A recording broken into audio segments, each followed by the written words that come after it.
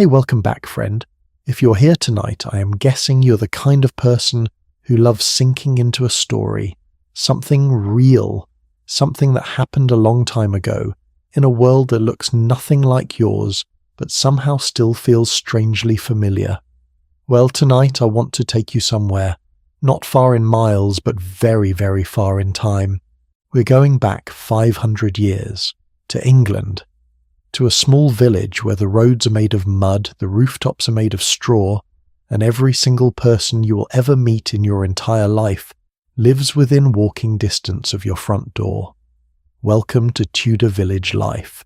Here is something that might stop you mid-yawn. Imagine waking up tonight not to your alarm, not to your phone buzzing, but to the sound of a bell, a church bell, ringing loud and clear in the pitch black of the night. And then imagine realizing that bell is not telling you something is wrong. That bell is telling you it is time to begin your day. It is 4 a.m.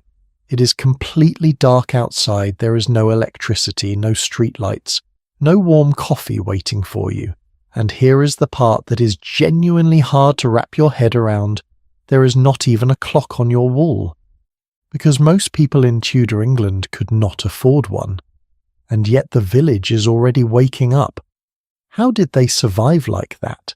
How did they structure their entire existence without the things we cannot live 10 minutes without? That is what tonight is about. And I promise you, by the end of this, you will never look at your morning routine the same way again. Before we go any further, though, if this kind of story is your thing, do me a little favor. Hit that like button. Not because some algorithm told you to, but because it genuinely helps more sleepy history lovers find their way here. And if you've been quietly listening for a while without subscribing, tonight might be the night. Pull up your notifications, tap that button, and join the rest of us who make a habit of drifting off to the past. Oh, and one more thing, I am always curious. Where are you watching this from tonight? Are you tucked in bed, on the couch with a blanket, somewhere completely unexpected? Drop it in the comments. I love knowing where these stories find you. Now dim the lights a little, let the world outside go quiet, and let us begin. Close your eyes for just a moment and try to picture it. You're standing at the edge of a Tudor village sometime around the year 1530. The countryside of England stretches out around you. Rolling fields, a stream glinting in the early light, a cluster of maybe 30 or 40 small homes pressed close together like they're keeping each other warm. And in a way they are. Because warmth, real physical warmth, is something you have to earn every single day in this world. There is a reason historians and writers who study this period use the word sensory over and over again when they try to describe Tudor life. Because it hits you on every level. The sounds, the smells, the textures. Nothing is filtered. Nothing is packaged for your comfort. This world is raw in a way that is almost impossible for us to fully imagine. Let us start with the very beginning of the day. Because the morning in a Tudor village is unlike anything you have ever experienced. The Tudors did not sleep the way we sleep. This is one of those historical facts that genuinely surprises people, and once you hear it, you will probably think about it the next time you wake up at 2 a.m. and cannot fall back asleep. Historians and researchers drawing on personal diaries, household records, and medical writing from the period have found that Tudor people commonly slept in 2 separate phases. They called it first sleep and second sleep. Here is how it worked. You would go to bed when it got dark, maybe around 8 or 9 in the evening. You would sleep deeply for a few hours. Then sometime around midnight or 1 a.m. you would naturally wake up. This was not considered unusual or a sign that something was wrong. It was simply how human sleep worked before artificial light rewired our biology. During that waking window, which could last an hour or 2, people would pray, talk quietly with their spouse, read, if they were literate and the moon was bright enough, or simply lie in the dark and think.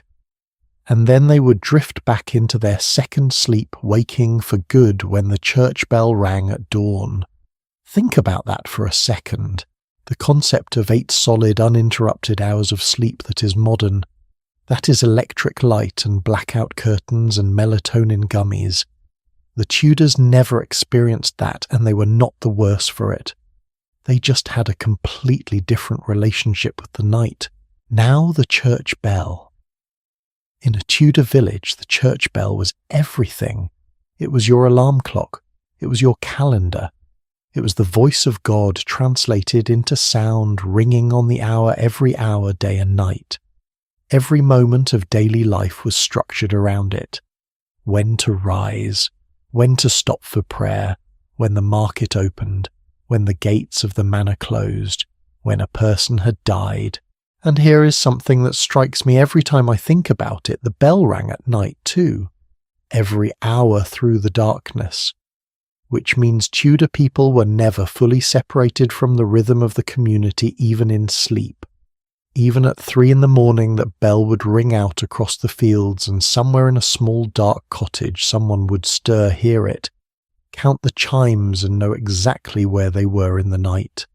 No phone to check, no glowing numbers on a bedside clock, just the bell. Now let us talk about what you woke up to, because this is where things get vivid and a little bit confronting if you're honest with yourself. The first thing a Tudor peasant did upon waking was pray, without exception. Whether you were Catholic in the early Tudor years under Henry VII, or gradually shifting toward the new Protestant faith under Henry VIII, prayer was the absolute first order of business, before food, before work, before anything else. This was not optional. This was not a personal preference. Religion in Tudor England was not something you practiced on Sunday mornings and then set aside. It was woven into every hour of every day in a way that shaped how you thought, how you made decisions, and how you understood everything that happened to you, good or bad. We will go much deeper into the role of religion in this village later. But for now, just hold on to that image. A family waking before sunrise, kneeling together in a dark, smoky room, whispering prayers into the cold air. After prayers the day began, and it began without hesitation. Here is what the average morning looked like in a Tudor farming village, and historians have pieced this together from farm records, household accounts, court documents, and the few personal writings that survived from people of ordinary means. The man of the house, if he was a peasant farmer, would head out to the fields or the livestock almost immediately. Not at 9, not after breakfast, almost immediately. Animals had to be fed. Cows had to be milked. If it was planting season, the work started at first light because every hour of daylight mattered in a world with no artificial extension of the working day. When the sun went down, you stopped, so you used every minute of it. Meanwhile, the woman of the house, and we will spend an entire dedicated chapter on just how extraordinary Tudor village women actually were, had already been up doing something that most of us would find completely baffling before sunrise. She was brewing ale, not as a hobby, not for fun, as a necessity. Because in Tudor England you did not drink water, not if you could help it. The wells and streams that supplied village water were routinely contaminated by animal waste, by human waste, by the runoff from the fields. People did not understand germ theory the way we do today, but they understood through generations of hard experience that water made you sick. Al did not. Al was safer. Al was what you gave your children in the morning.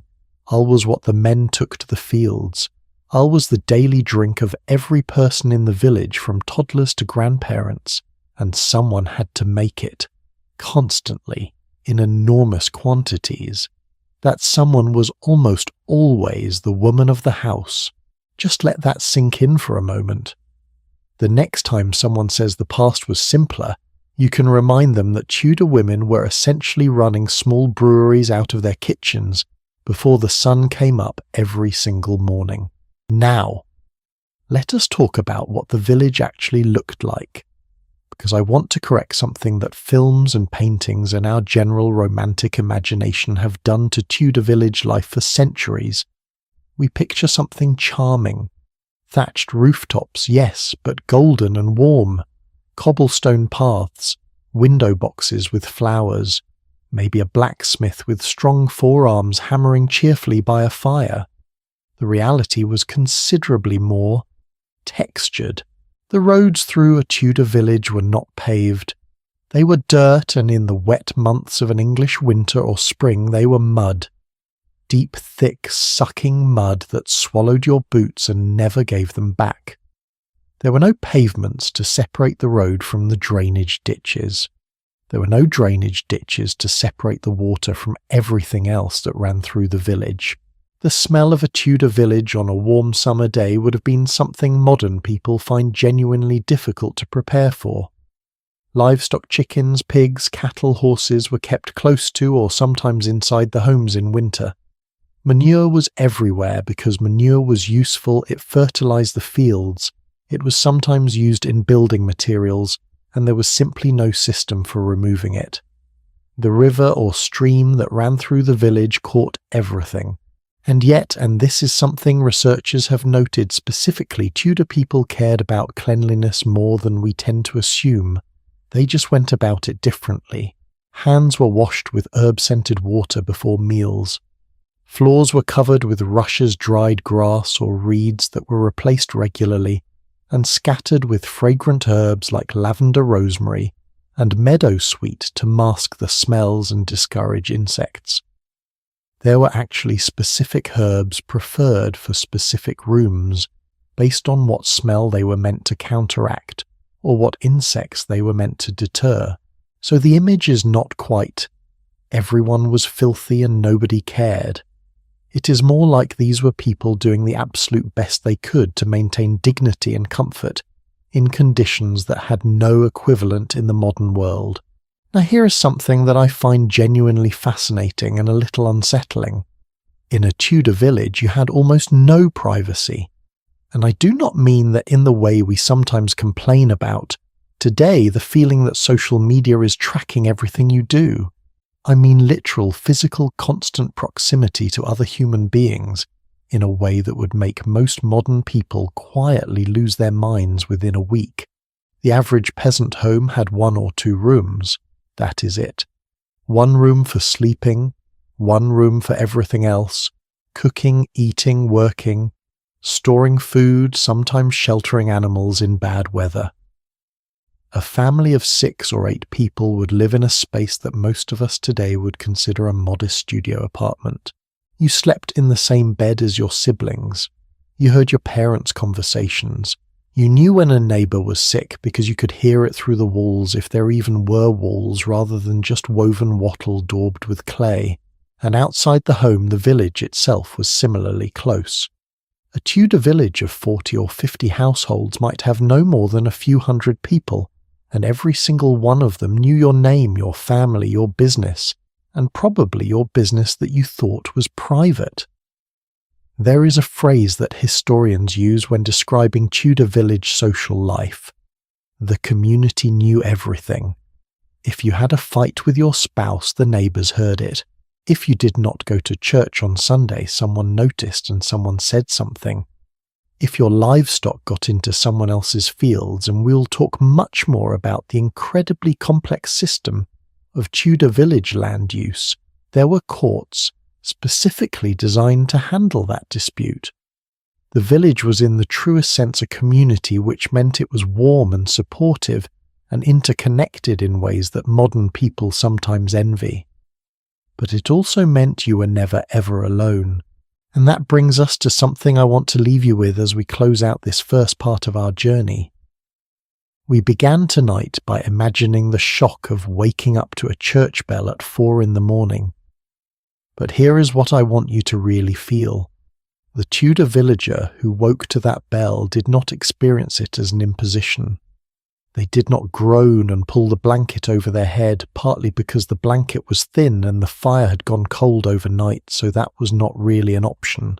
They woke up and they moved immediately into a life that was dense with meaning. Every task mattered. Every hour of daylight was precious. The community around them was immediate and real and present, in a way that our fragmented modern lives often are not. They knew who their neighbours were. They knew where their food came from because they grew it, they raised it, they slaughtered it, they preserved it themselves. Nothing was abstract. Nothing was delivered in a box. Was it hard? Absolutely. Were there mornings that felt endless and exhausting before the day even properly started? Without question. But there was something that held all of it together, something that ran like a thread through every moment of Tudor village life, tying the morning prayers to the field, work to the evening ale, to the church bell ringing in the dark. And that something was the physical world they lived in, the house they slept in, the walls around them, the straw above their heads, which is exactly where we're going next. Because now that you know how the day began, it is time to step inside, to pull back the rough wooden door and see what a Tudor home actually looked, smelled, sounded, and felt like from the inside. And I can promise you, it is not what you are picturing. So, you're standing at the door, and I want you to actually picture this not as a tourist, not as someone with a camera looking for the perfect shot. Picture it as someone who lives here, someone who has never known anything different, someone who, if you told them this home was lacking, would probably look at you like you'd lost your mind. Because from the inside, a Tudor peasant home was not a place of poverty. It was a place of survival, of function, of everything a family needed gathered into a space so small, so dense, so layered with life, that stepping into it today would almost certainly take your breath away for several reasons, not all of them pleasant. Let us open that door. The first thing that would hit you is not what you see.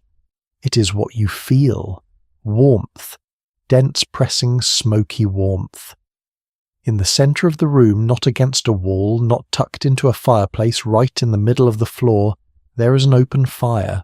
No chimney, just fire burning on a hearthstone or packed earth with smoke drifting upward toward a hole in the roof, and some of it actually making it out. The rest of it stays. And this is something I find genuinely fascinating because it is one of those historical details that completely reframes how we imagine these homes. The chimneys we think of as a basic feature of any house, the tall stacks poking up through the roof, in every picture of Tudor England, those were a luxury, a status symbol, a sign that a family had money. The historian and author Bill Bryson, who spent years tracing the history of domestic life, put it plainly when he noted that comfort the way we think of it today was barely a concept in the Tudor era. People built toward survival first and everything else came second. For most peasant families, the smoke just lived with them. It rose through the room, blackened the thatch above, and settled into everything: the walls, the food, the clothes, the hair, the lungs. There is actually evidence from archaeological studies of Tudor-era skeletons that show chronic respiratory stress from a lifetime of breathing smoky interiors. This was not unusual. This was Tuesday. But here is the practical genius in it that most people miss. That smoke. It kept the thatch dry. It killed insects nesting in the roof. It helped preserve the structure of the building. The open hearth was not just for warmth and cooking, it was quietly doing 3 other jobs at the same time. Tudor people figured out something that took modern materials scientists centuries to rediscover: that smoke is a preservative. Now let your eyes adjust. The light inside is dim even in the middle of the day. The windows, if you can call them, that are small narrow openings in the wall, sometimes covered with oiled linen stretched tight to let in a little light, while keeping out the wind and rain. Glass windows existed in Tudor England, but they were so expensive that wealthy families who moved house took their glass windows with them when they left, literally uninstalled them and packed them up like furniture. For ordinary village families, oiled cloth was the solution. And on grey English winter days, which is to say most days, it let in barely enough light to see clearly across the room. So the household ran on rushlights and tallow candles for most of the waking hours of winter. Rushlights were in the most literal possible sense a piece of reed soaked in animal fat. You stripped the outer skin from a dried rush, leaving just the pithy centre, soaked it in rendered lard or whatever fat was available from the last animal slaughter, let it harden, and then burned it from a small iron holder. A single rushlight burned for roughly 20 minutes. 20 minutes of light. And then you needed another one. The slightly more sophisticated option was the tallow candle, a wick repeatedly dipped in boiling animal fat, until the layers built up enough to hold a flame for an hour or more. Tallow candles lasted longer, but they came with their own notable drawback. They smelled badly. Burning animal fat produces a heavy, greasy, distinctly unpleasant odour that most modern people find nearly impossible to tolerate in an enclosed space. The only truly clean, bright, long-burning light was beeswax, but beeswax candles cost so much that they were reserved for churches and wealthy households. The poor burned fat and lived in its smell. Here is a question I sometimes think about when I read about Tudor interiors. Did they stop noticing it? Almost certainly yes. The way you stop smelling your own home after a day or two. The smoke, the tallow, the animals nearby, the rushes on the floor. It was simply what home smelled like. You would have recognized the particular smell of your neighbour's house, the same way we recognize a grandmother's kitchen or a familiar coffee shop. Scent as identity. Let us talk about the floor, because this is where things get genuinely confronting. The floor of a Tudor peasant home was packed earth, sometimes clay stamped down and left to harden. There was no wood, there was no tile, there was no stone, just earth. And on top of that earth, rushes, dried grass and river reeds layered across the floor to create something soft enough to walk on and warm enough to sit or sleep on. In theory, the rushes were replaced regularly. In practice, what we know from historical accounts suggests that the bottom layer was sometimes left undisturbed for so long that the ground beneath became genuinely hazardous. Erasmus, the great Dutch scholar who visited England in 1524, was famously appalled by what he found in English homes, and he left behind a description so specific and vivid that historians still quote it 5 centuries later. He observed that the rushes in English houses were renewed so imperfectly that the bottom layer was sometimes left undisturbed for 20 years, harbouring, in his words, spittle vomit, the leakage of dogs and men, ale droppings, scraps of fish, and as he put it, other abominations not fit to be mentioned. 20 years.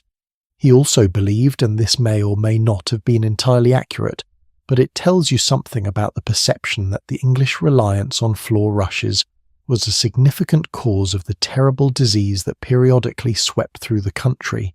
Now, to be fair, and I think fairness matters here, Tudor people were not unaware that cleanliness had value. Herbs were deliberately scattered in those rushes to fight the smell, lavender, rosemary, meadowsweet, sweet flag. These were not decorative choices, they were functional.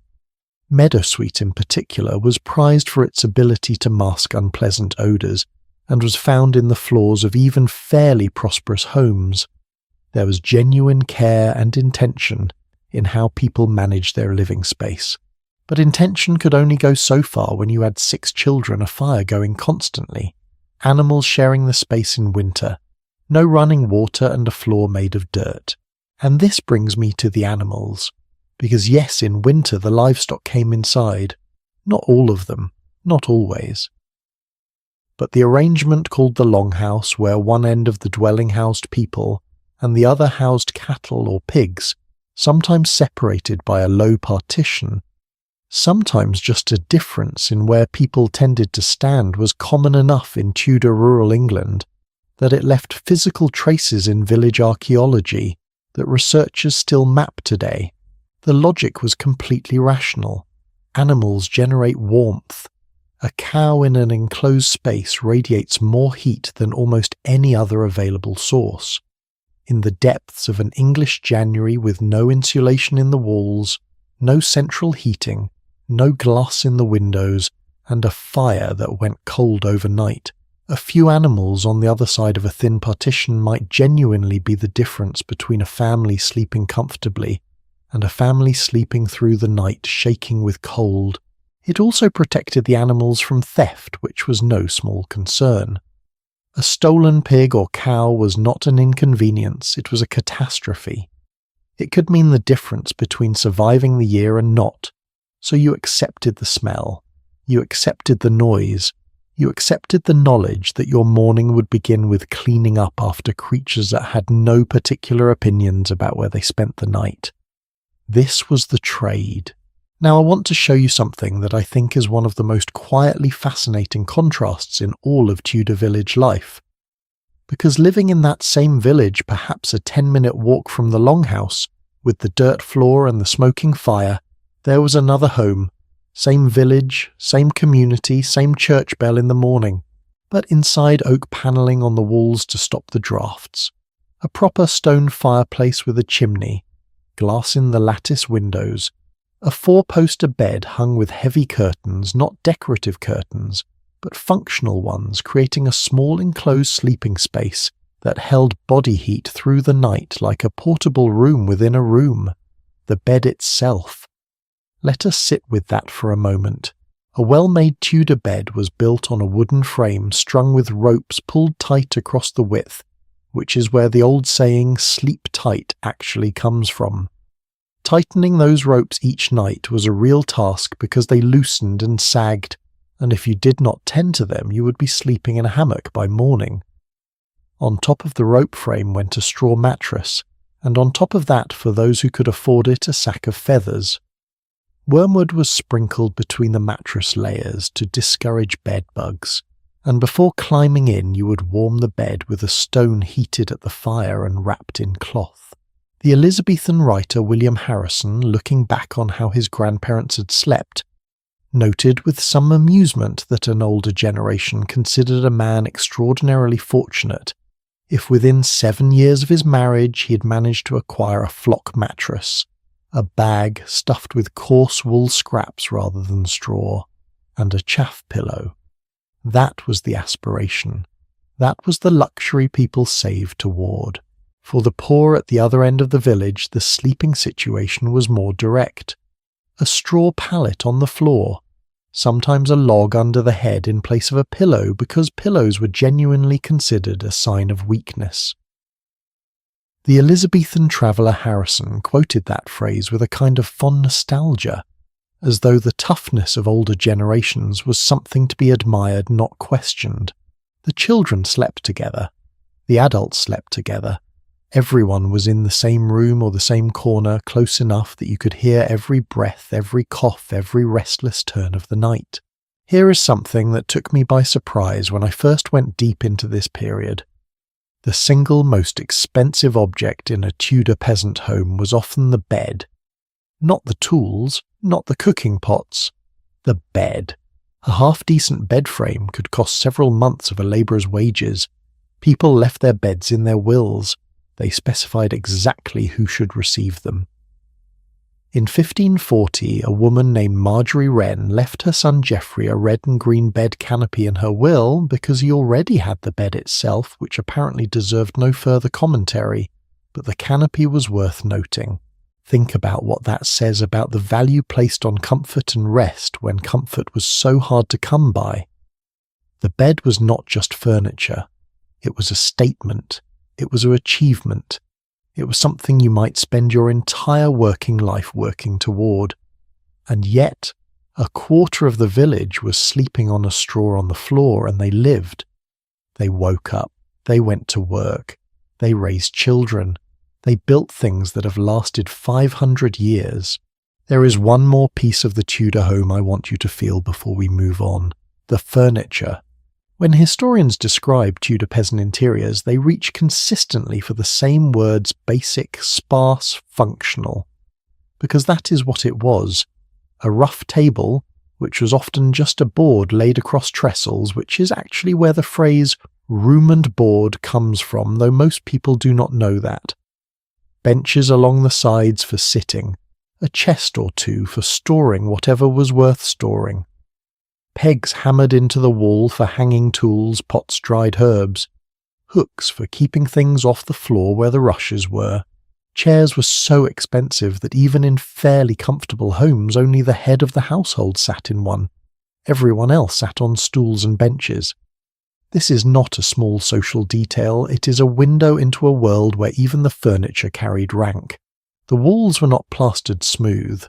They were wattle and daub, a lattice of woven hazel or willow branches coated in a mixture of clay, sand, straw, and animal dung. This mixture hardened into a solid surface that was surprisingly good at keeping out wind and holding in heat. But it was not smooth. It was not even. It was textured and organic and alive in a way that meant the wall was always subtly moving, breathing with humidity, hosting insects in its crevices, growing a little mould in damp winters. The outside of the house was painted with lime wash, that chalky white that we associate with Tudor buildings specifically to protect the daub from rain, and the timber frame itself was sometimes treated with tar to keep it from rotting. The iconic black and white look of Tudor buildings, that is not a decorative style, that is function, that is maintenance. That is people fighting to keep their homes from dissolving back into the earth. I keep coming back to one feeling when I think about Tudor homes. Not pity, not nostalgia. Something more like respect. Because these were not people who accepted misery without thought. These were people who worked extraordinarily hard within the constraints of their world to create warmth, scent, light, comfort, and dignity in a space most of us would find unlivable. They gathered herbs for the floor. They saved for the bed. They sprinkled wormwood to keep the bugs away. They tightened the ropes each night. They moved the rushlights from room to room and shared candles across households so that everyone could see to do their evening work. They were solving the same problems we solve with almost none of the tools we take for granted. And there is something in that, something about human persistence and ingenuity, and the way people make beauty out of almost nothing that I find genuinely moving. But here is the thing about a home. A home is not just walls and a roof. It is what happens inside. The conversations, the meals, the rituals that structure the hours between sunrise and dark. And in a Tudor village, those rituals were built almost entirely around two things, food and faith. We have touched on the brewing of ale, but what people actually ate day after day, season after season, in a world where food was not abundant and winter was genuinely dangerous, that is a story worth telling all on its own. Because when you find out what ended up on a Tudor peasant's table, and when you find out what stayed off it, and when you understand why the difference between a good harvest and a bad one was not just a financial event but a matter of life and death, the food of Tudor England stops being history and starts feeling like something very personal indeed. That is exactly where we are headed next. Food is never just food. Think about it for a second. Even today, what you eat tells a story where you come from, what you can afford, what you believe, who you want to be. A meal is never simply fuel. It is identity. It is memory. It is power. In Tudor England, that truth was so obvious, so nakedly visible, that there were actual laws written specifically to control what different classes of people were allowed to eat. Laws about food, telling you based on your rank in society how many dishes could appear on your table at a single meal, what kinds of meat you were permitted to serve, and what would happen to you if you tried to eat above your station. Think about the last dinner party you went to. Imagine if serving the wrong cut of meat could get you fined. That was Tudor England. And tonight, I want to take you into that world, not into the great feasting halls of the nobility, not into the lavish kitchens of Hampton Court, but into the honest, unglamorous, surprisingly complicated reality of what an ordinary Tudor village family actually put in their mouths, day after day, season after season, year after year, because the food of the poor tells you more about a society than the food of the rich ever could. Let us start with the thing that showed up at every single meal for every single person, in every single household regardless of their rank: bread. In Tudor England, bread was not a side dish. It was not something you added to a meal for texture or to soak up the sauce. Bread was the meal. It was the plate. It was the currency of survival. Historians studying household accounts from this period have estimated that for a working-class family, somewhere between half and two-thirds of their total daily calories came from bread alone. An adult man working in the fields might eat an entire loaf at a single sitting. Not a small artisan loaf from a modern bakery, a full-sized round of bread, every meal. But here is where it gets interesting, and here is where what you ate started telling the world exactly who you were. Not all bread was the same in Tudor England, not even close. At the top of the social ladder sat manchet, a fine white bread made from sifted wheat flour, soft and light and relatively expensive. This was the bread of merchants, of gentlemen, of anyone with money and status to display. Eating white bread in Tudor England was not just a preference. It was a signal.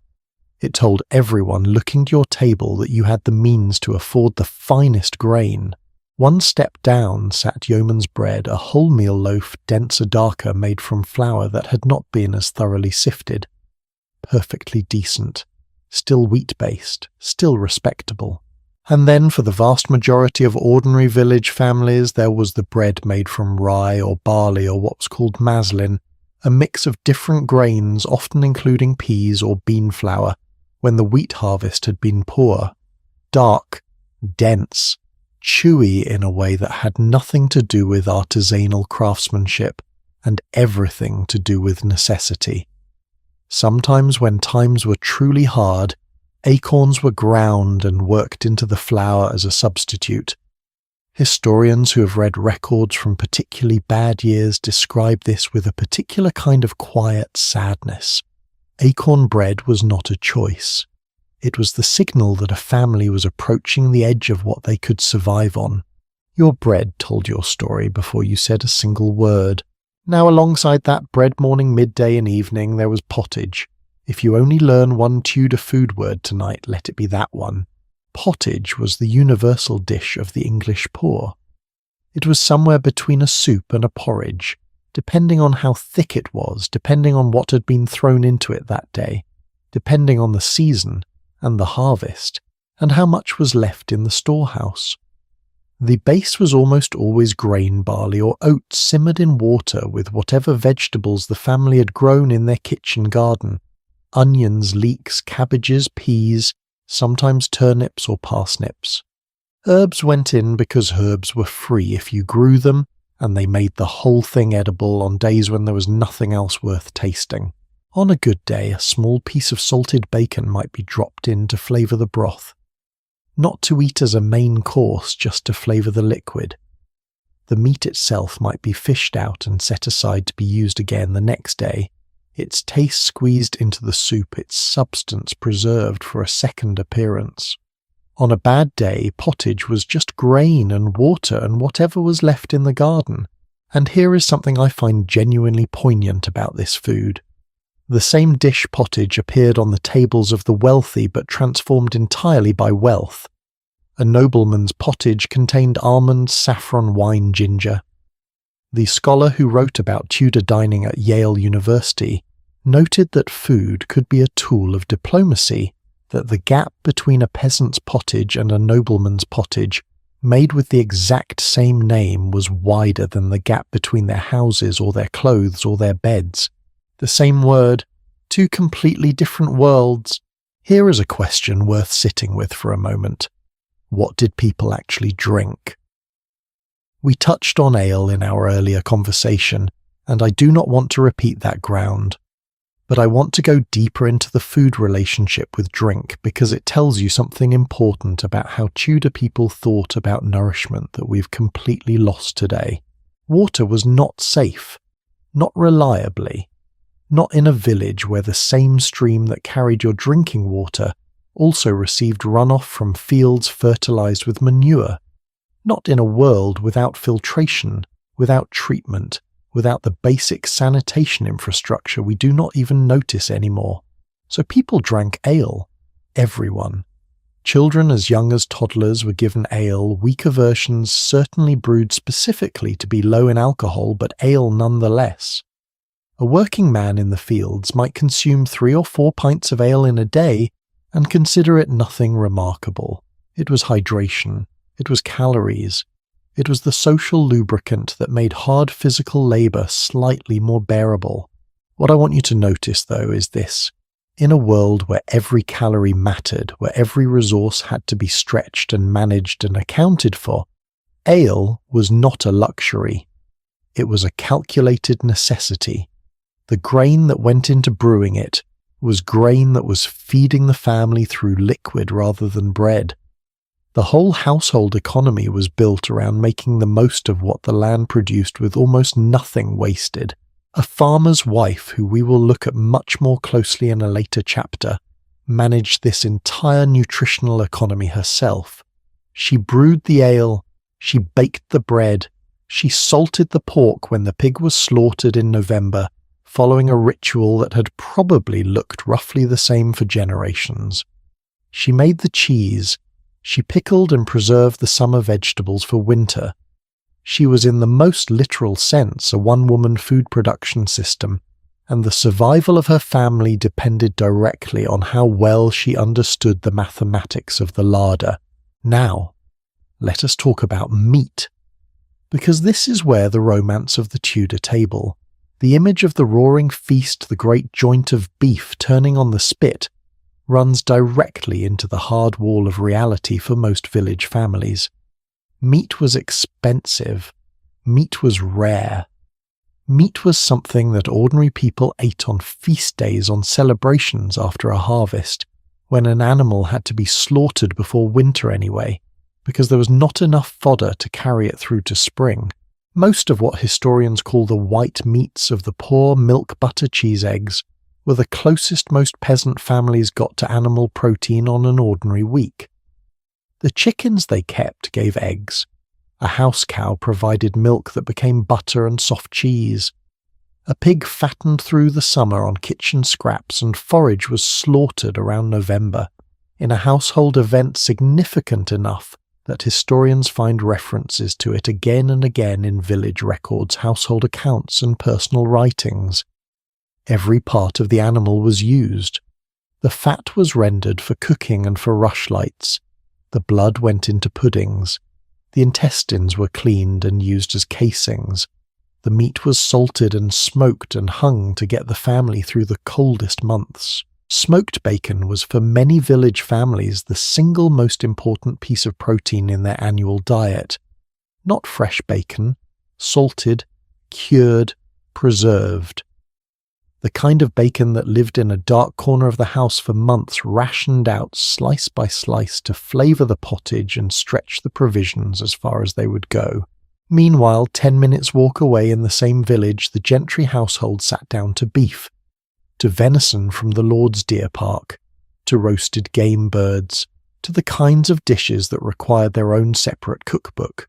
It is one of history's quiet ironies, and one that modern nutritionists have pointed out with some amusement, that the peasant diet, heavy in vegetables, legumes, and whole grains, was almost certainly healthier in many respects than the meat-dominated diet of the wealthy classes.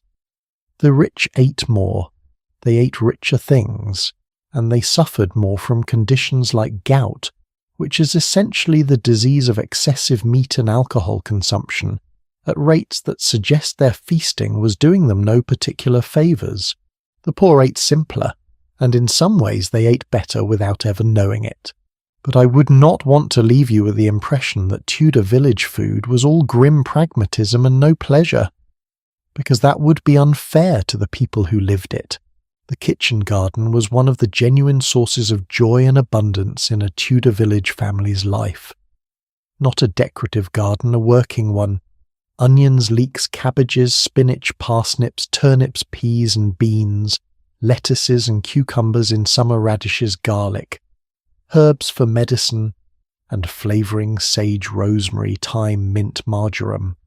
And if the family kept bees, which many did since honey was the affordable sweetener, in a world where refined sugar cost more than most workers earned in a week, there might be a small wild sweetness to the end of an otherwise plain meal. Fruit from the trees growing wild at the edges of fields, blackberries in autumn, elderberries, mushrooms foraged from the forest floor if you knew which ones were safe, and in a village where that knowledge passed from mother to daughter for generations, most people did. Fish on Fridays and through Lent because the church required it, and because dried cod and salt herring were among the most affordable proteins available. Eels from the river, caught birds, blackbirds, pigeons, sparrows taken with traps or a well-aimed stone because the poor could not afford to hunt game on the Lord's land, but small birds were fair enough. This was not elegant, but it was not empty either. It was a diet that connected people to the specific landscape they lived in, to the particular season of the year, to the rhythms of what grew and flowered and ripened and died around them. There is something in that, a kind of intimacy with the natural world that has almost entirely vanished from modern life. And yet, I cannot romanticize this without telling you the other part. The part that people who lived through it could not forget. Approximately 1 in every 4 harvests in Tudor England failed to some degree. 1 in 4. Think about what that means when your entire family's survival rests on what the fields produced. Think about what it means when you have no savings, no backup, no insurance, no government safety net worth speaking of, when the rain that started in April of 1527 and did not really stop until June had already condemned the harvest before summer even began. In parts of East Anglia during the 1527 famine, some areas harvested less than 30% of what they needed to carry their communities through winter. Less than a third. Grain prices spiked. Bread, already expensive, became unreachable for families who were already spending most of what they earned just to eat at all. In the decade from 1527 to 1536, a succession of poor harvests compounded on each other. And then again in the 1590s, 4 consecutive years from 1594 to 1597, wheat yields collapsed across England. Grain prices doubled, tripled in some markets. Malnutrition spread through entire counties. Displaced hungry people wandered the roads in numbers large enough that the government began to panic about social order. A man named Bartholomew Steer, who organised an abortive uprising in Oxfordshire in November of 1596, was so desperate by the failures of that year that he reportedly told his handful of followers they would pull the corn out of the rich men's barns. It was a fantasy that never came to anything, the whole sad plot collapsed before it even started. But the desperation behind it was real and documented and deeply human. What did families do in those winters when the pottage was thin and the bread was made from the seed grain set aside for spring planting? They tightened the rations. They borrowed from neighbours. They went to the church where sometimes, not always, but sometimes a charitable distribution might stretch a little further. They sent their children to find work in other households in exchange for meals. They reduced themselves to eating things that in a better year they would have fed to the animals.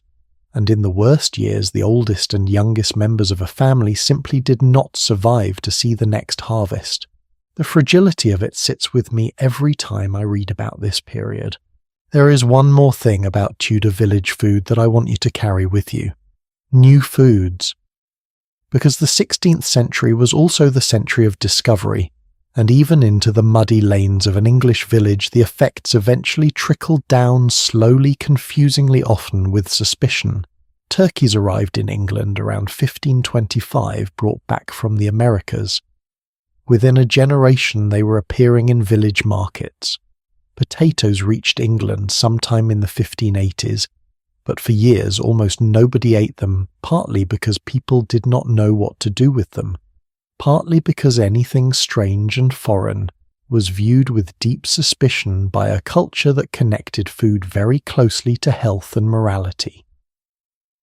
The scholar William Harrison, writing in the late 16th century, expressed genuine alarm about people eating mushrooms and strange plants from abroad, as if novelty itself were a kind of moral failing. It is a funny thing to think about the humble potato now so completely central to English cooking, that a meal without it seems incomplete, arriving in England to stares of bewilderment and distrust. And yet, here we are, 500 years later, still eating it. The food of a Tudor village was not sophisticated. It was not abundant. It was not reliable. But it was honest. It was seasonal. It was made by hand from scratch from the specific soil of the specific place where a family had lived for generations. It carried the smell of wood smoke and the taste of whatever grew by the river, and the particular flavour of whatever herb the woman of the house had decided to add to the pottage on a cold Tuesday morning. It was imperfect and precarious and deeply inseparably human. Which brings me to the next part of this story that I've been quietly building toward. Because a village is not just houses and food and daily survival. A village is held together by something else entirely. Something invisible but more powerful than any wall or any law. It is the web of rules, expectations, and social pressures that tell every person exactly where they stand, what they owe to their neighbours, and what will happen if they step out of line. And in a Tudor village that web was tighter and more elaborate and more fascinating than almost anything you can imagine. That is exactly where we are heading next. Picture this. You're walking through your Tudor village on a quiet Thursday morning. You have your work ahead of you. The fields are waiting. The animals need tending. You're minding your own business entirely completely as you always do. And then you hear it. Banging. Clanging. The sound of pots and pans being struck together in a chaotic, deliberate rhythm. Voices rising, feet moving. A crowd gathering in the lane outside someone's house making the worst noise you can imagine, growing louder by the second. No, nothing terrible has happened. Nobody's been hurt. The house has not caught fire. Your neighbour has simply been caught in a domestic dispute. Maybe he let his wife boss him around too openly. Or maybe she talked back to him in public, and the village has decided to express its collective opinion about this in the most efficient way it knows how, by being absolutely spectacularly, inescapably loud about it. This was called a charivari, and it was just one of the dozens of invisible mechanisms by which Tudor village life held itself together, without a single police officer, without a courthouse in every parish, without anything resembling the legal and social infrastructure we take completely for granted today. The Tudor village governed itself, and it did so with a precision and a creativity that I find honestly both deeply fascinating and occasionally quite alarming. Let me explain something first because it matters for understanding everything that follows. Tudor England had no professional police force. None. The concept did not exist. There were no uniforms, no stations, no investigators walking a beat. If you were attacked on the road between villages, there was no number to call, and no guarantee that anyone would come. If your neighbour stole from you, the path to justice was considerably more personal and considerably more complicated than anything we experience today. What existed instead was a patchwork of overlapping systems, some formal, some entirely informal, that together created something that actually worked more or less for most people most of the time.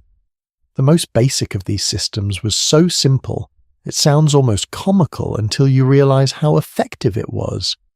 If you witnessed a crime, you were legally required to shout, not metaphorically, actually shout, at the top of your lungs, as loudly as possible, This was called the hue and cry, and it was an obligation that carried real legal weight. When you raised the hue and cry, every able-bodied person who heard you was required by law to stop whatever they were doing and join the pursuit. Drop your tools, leave your field, come running.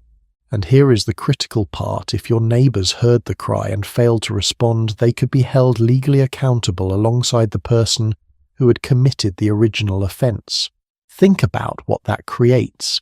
It creates a community where everyone has a genuine legally enforced stake in each other's behaviour. You cannot simply look the other way because looking the other way has consequences for you personally. The village becomes, in the most literal sense, collectively responsible for itself. But the hue and cry was for emergencies, for the moment when something had already gone wrong. The day-to-day machinery of village order ran through a different mechanism entirely, one so quietly embedded in the rhythm of village life that most people probably barely noticed it unless they ended up on the wrong side of it. The manor court.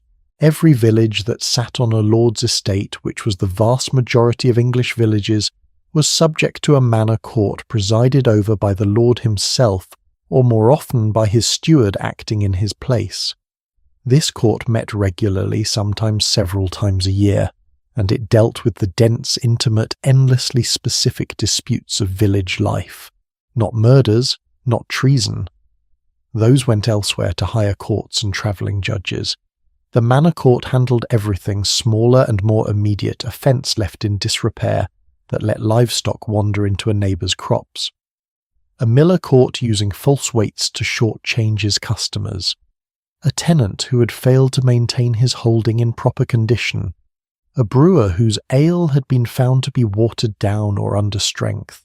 There was a twice-yearly version of this court called the Court Leet, and it had broader powers. It could handle petty violence breaches of the peace, and what historians describe as general offences against the community.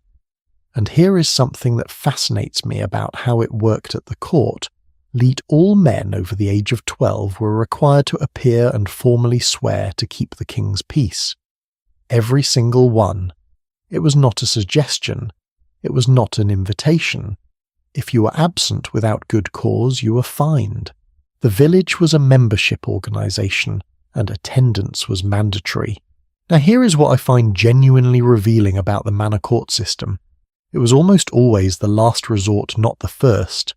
Historians who have studied the records of these courts, and the records are extraordinarily dense, with the kind of specific, petty, wonderfully human detail that makes you feel like you can actually reach through time and touch the people involved, have noted consistently that by the time a dispute reached the court, the community had already tried to deal with it in other ways. Informal conversation, a word from the priest, social pressure applied quietly through the networks of neighbours and relatives that bound every village together. The medieval equivalent of a very pointed look from the person who lives across the lane. Only when those softer measures failed did things escalate to the formal record, which means that for every dispute in the court rolls there were probably dozens more that never made it that far resolved through the invisible mechanisms of community life that left no paper trail and no lasting record, but which nonetheless kept the village functioning day after day, year after year. One scholar described the manor court as serving as a place of final resort that the community used against an offender who had already been privately corrected and refused to change. The court was the loud public declaration that the community's patience had run out. And speaking of loud public declarations, let us come back to the charivari. Because this is one of those pieces of Tudor village life that sounds almost too strange to be real until you understand what problem it was solving. The charivari, sometimes called rough music, sometimes called a skimmington, was a community-organised public shaming ritual. It typically targeted couples or individuals who had violated the social norms around gender marriage or domestic behaviour. A man who was thought to be dominated by his wife. A woman who was considered too outspoken, too quarrelsome, too loud in her opinions. a household where the expected order of things had in the community's collective judgment become inverted. What happened was this neighbours gathered sometimes dozens of them in the lane outside the offending household.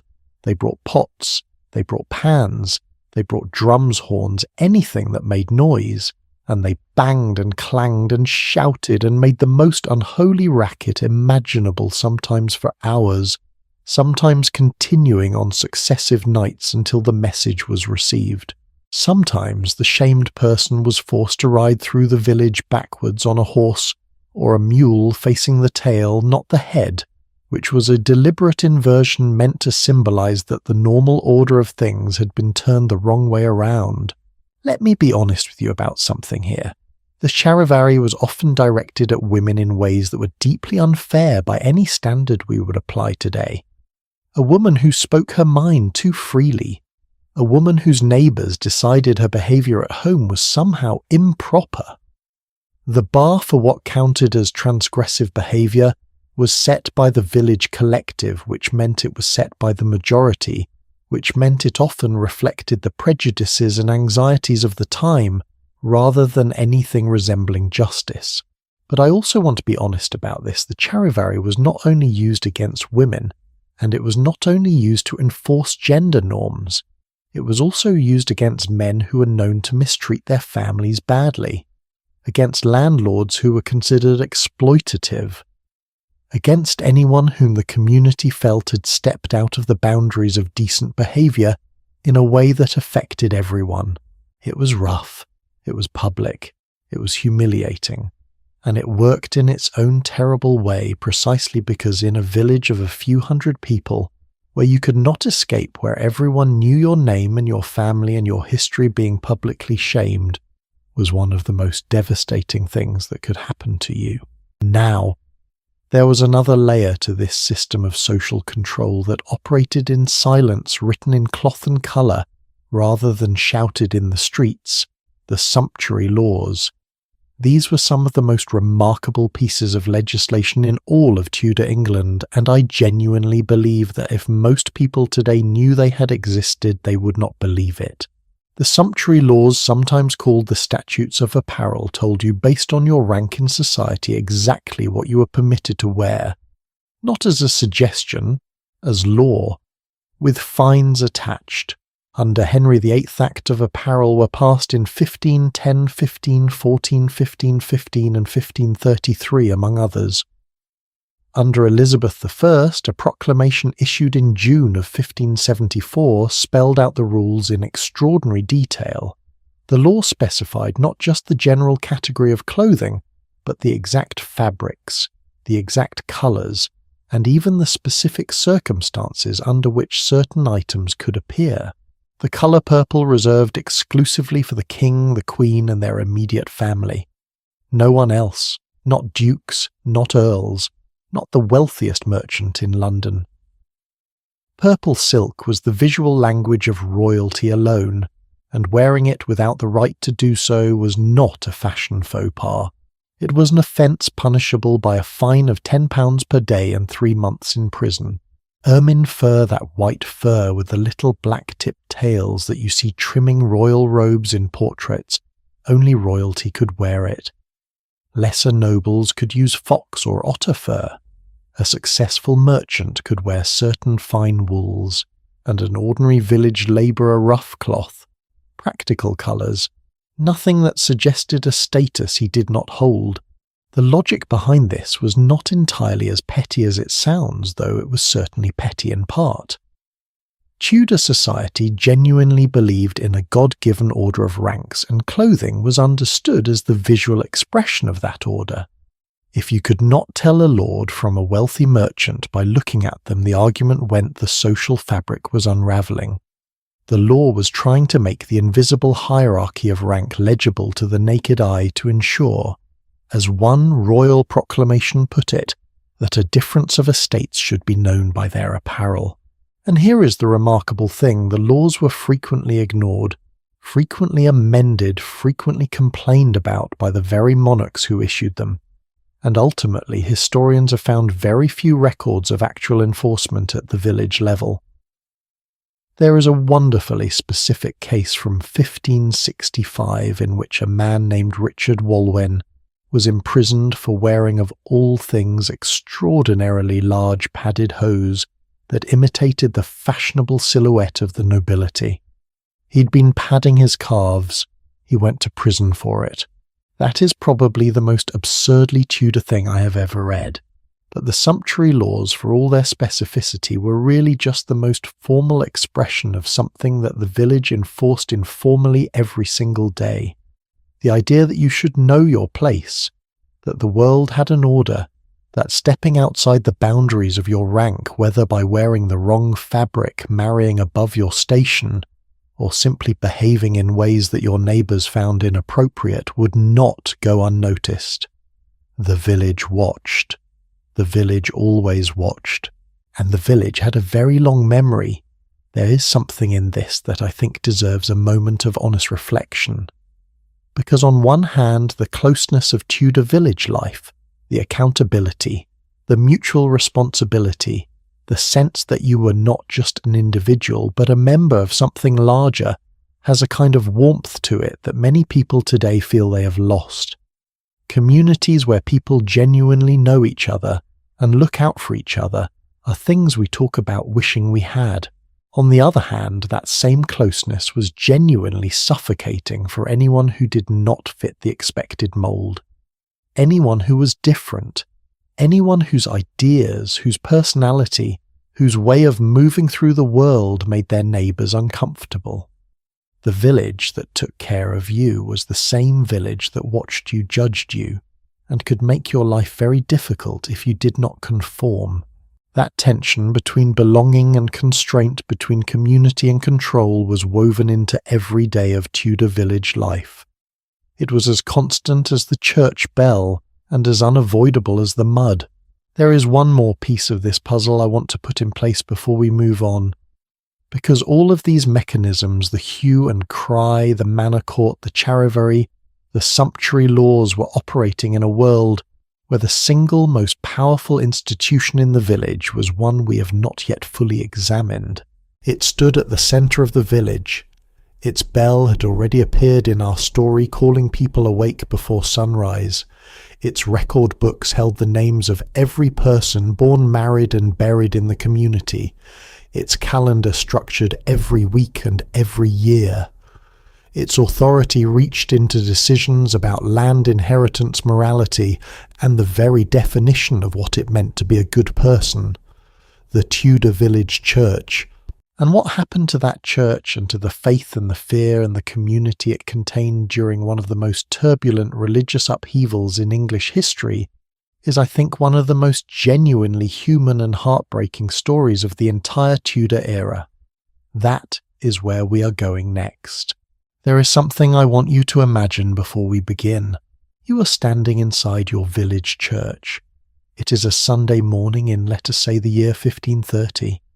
The building is old, solid stone, cool even in summer.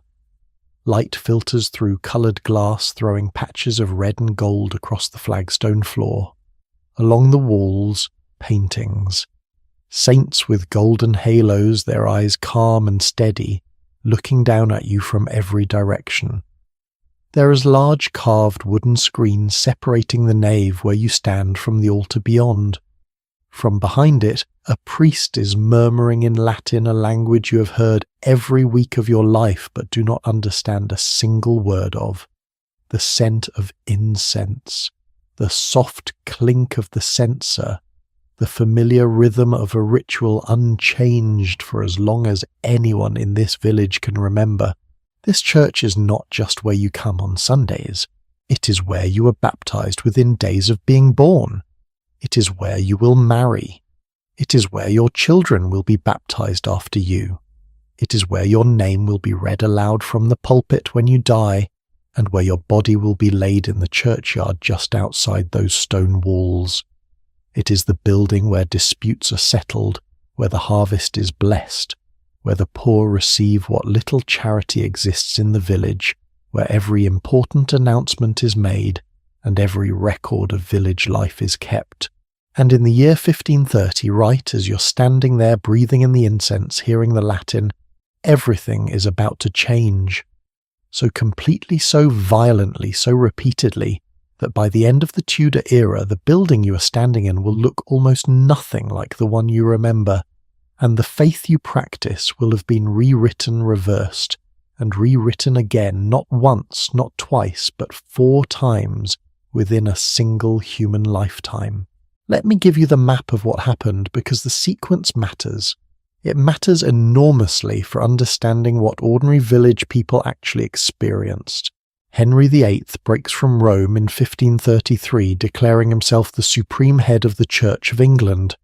This is enormous news at the level of theology and politics, but for a while the actual services in the village church change very little. Henry was not a Protestant. He never became one. He simply wanted to be in charge. Then, beginning in 1536, the monasteries start to close. This is where ordinary life begins to feel it. Monasteries were not remote spiritual enclaves that had nothing to do with village people. They were employers, they were landlords, they were providers of basic medical care and food for the poor. When a monastery closed, the monk who had tended the sick left. The alms that had fed hungry families stopped. The land changed hands usually to wealthy courtiers and gentlemen, who often proved to be considerably less charitable than the institution that had come before.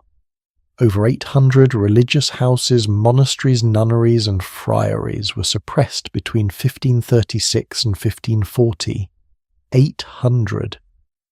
Centuries of accumulated community function dissolved within a handful of years. In the northern counties, the response was rebellion. The Pilgrimage of Grace, breaking out in October of 1536, was the largest peacetime uprising in English history. Some 40,000 people marching, taking control of York, seizing Pontefract Castle.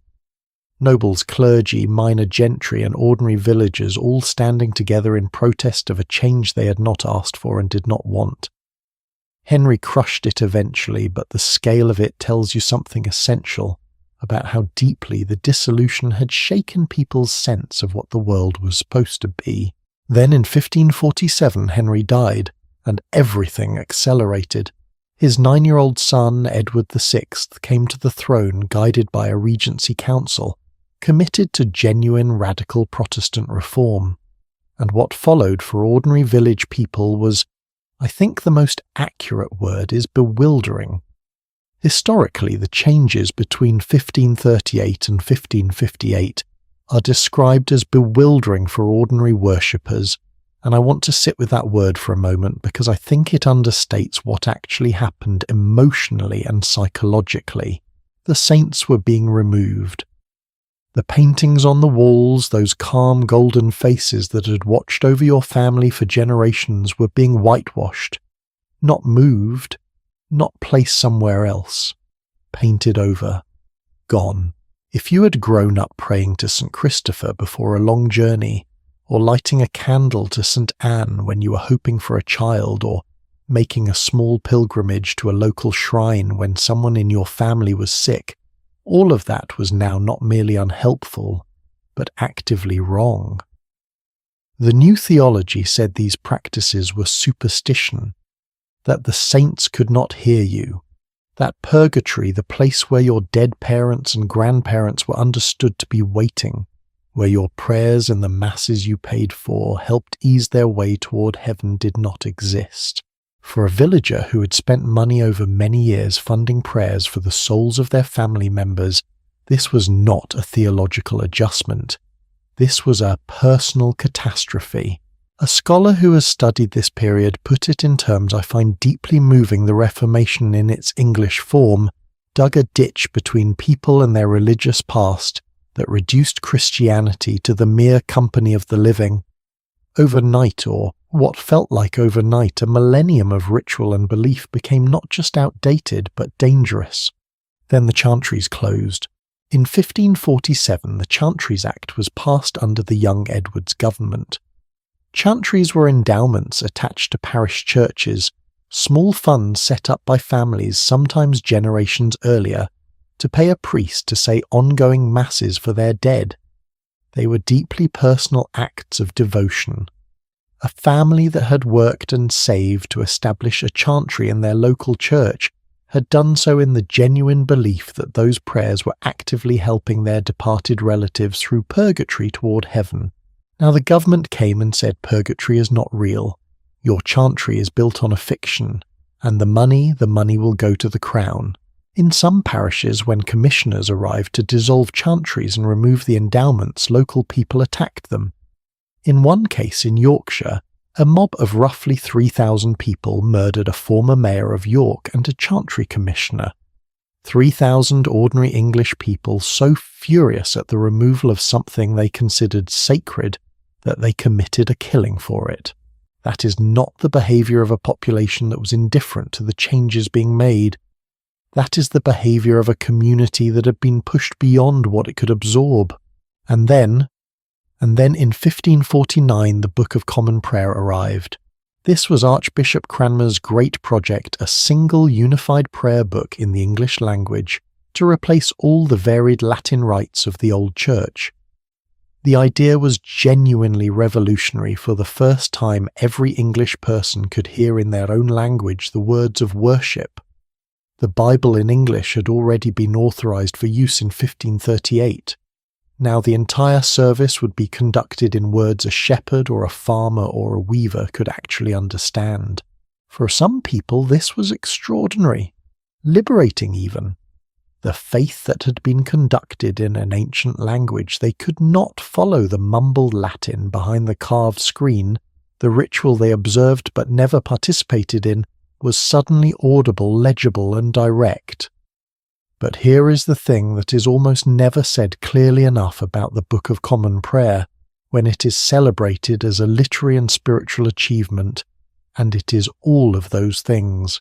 For a significant portion of ordinary Tudor people it was also a profound loss. Not understanding the Latin Mass had not made it meaningless. Quite the opposite in some ways.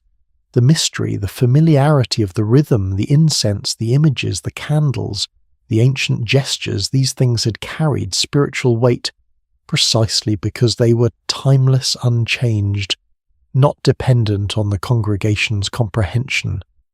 You participated through presence, through ritual, through the accumulated trust of generations.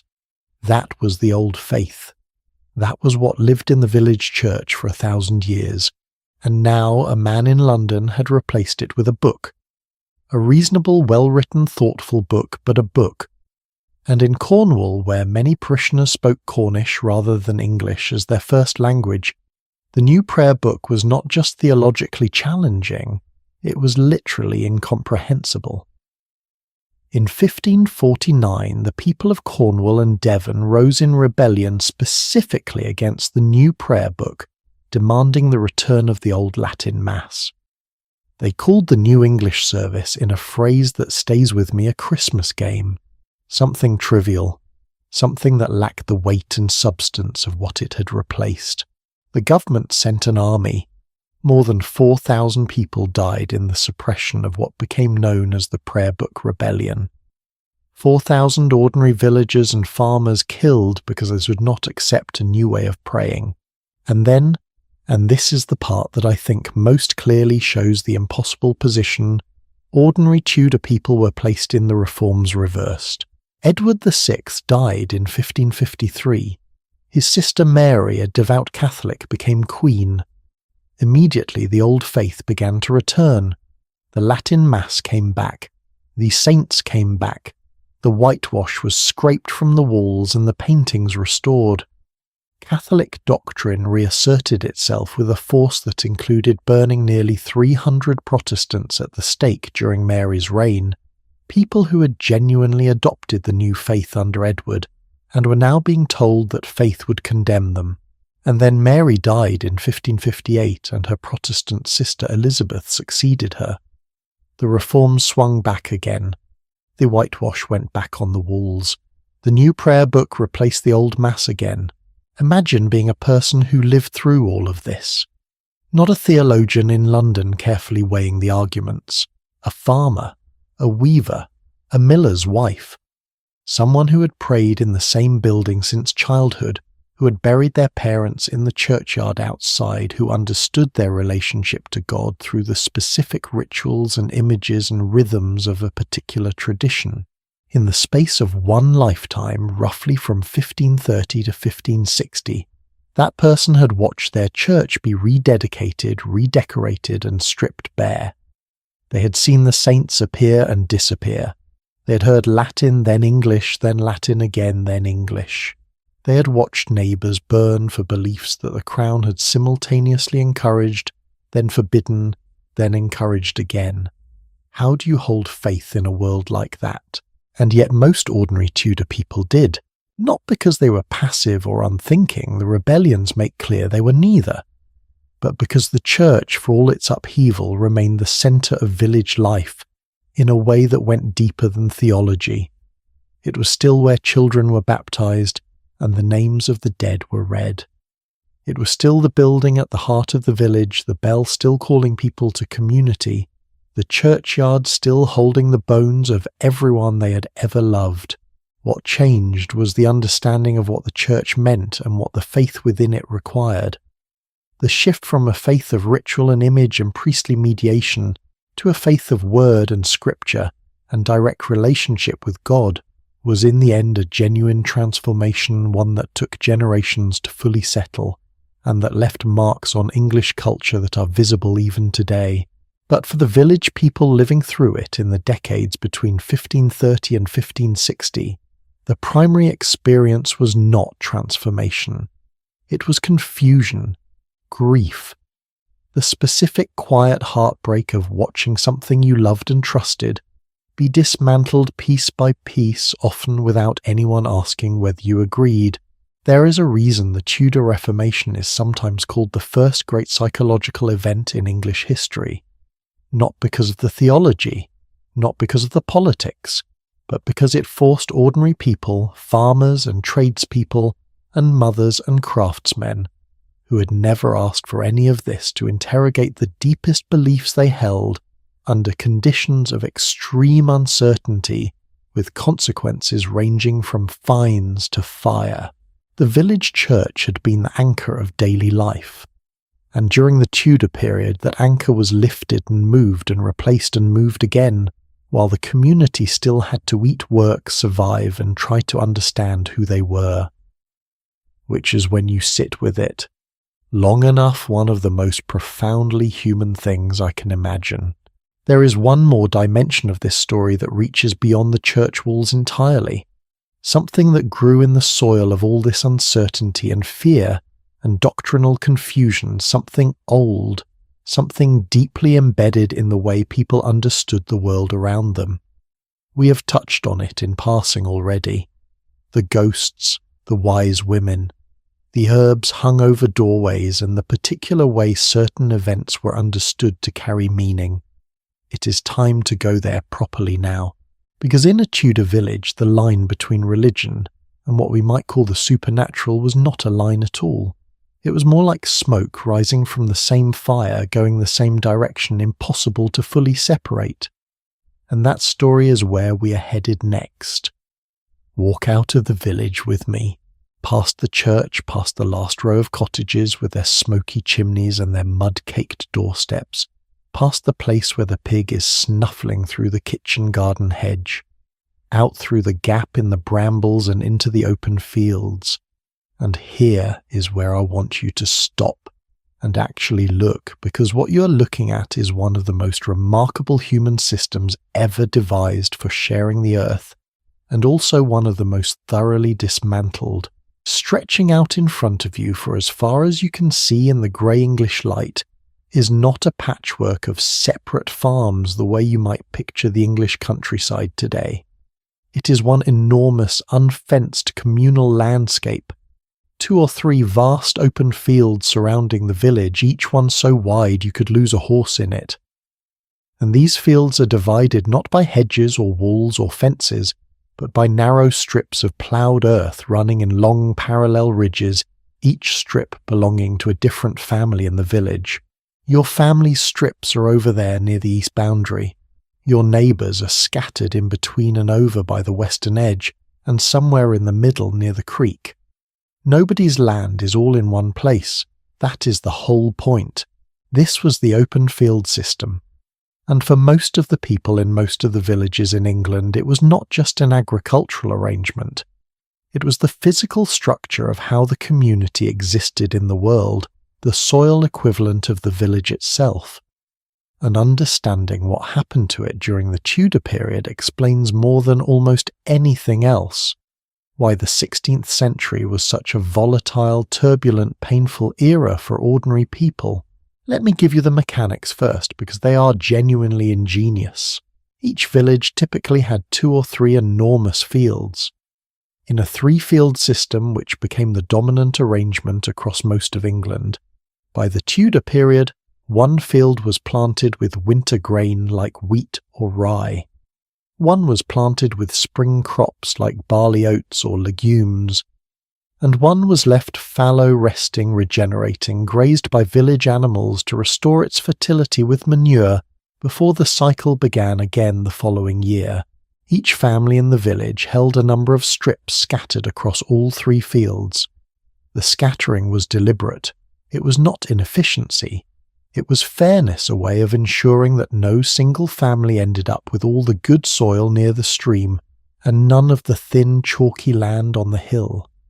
If you had 30 strips, they would be in 30 different locations spread across the landscape, mixing good and bad ground, in roughly equal proportion for everyone. To plough those strips, you needed oxen, heavy animals, expensive, far beyond what most families could afford to own outright. So the village pooled them. You brought your ox, your neighbour brought his, and together the village assembled the 8 animal teams needed to pull the heavy mouldboard ploughs through the clay. The ploughing was communal. The harvesting, when it came, involved the whole village working together in an organised sequence.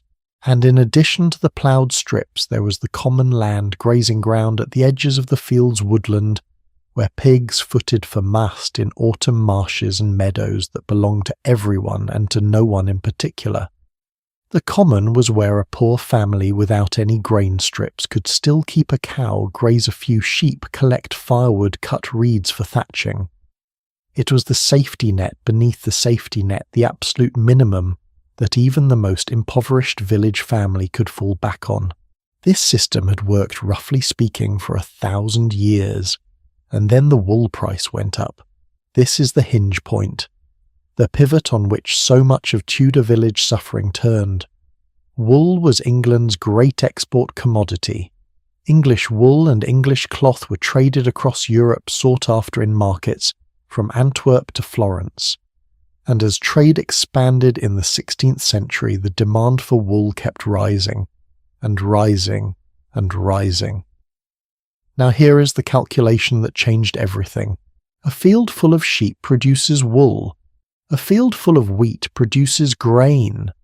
Grain requires many labourers to plough, to sow, to harvest, to thresh. Wool requires almost none. A shepherd and a dog could manage hundreds of animals across land that would previously have employed dozens of families. For a landowner looking at the numbers, the conclusion was irresistible. Convert the arable fields to sheep pasture, enclose them, put up hedges and fences, turning communal open land into private property, evict the tenant families, replace 50 farming households with 1 man and his shepherd. This was enclosure, and it began slowly in scattered manners across the country, before accelerating into something that rewrote the physical landscape of England and broke the lives of an enormous number of people. One of the most striking phrases I have ever come across from this period appears in the records of village complaints sent to the government. Someone wrote, and I have thought about this sentence many times, that where 40 persons had their livings, now 1 man and his shepherd hath all.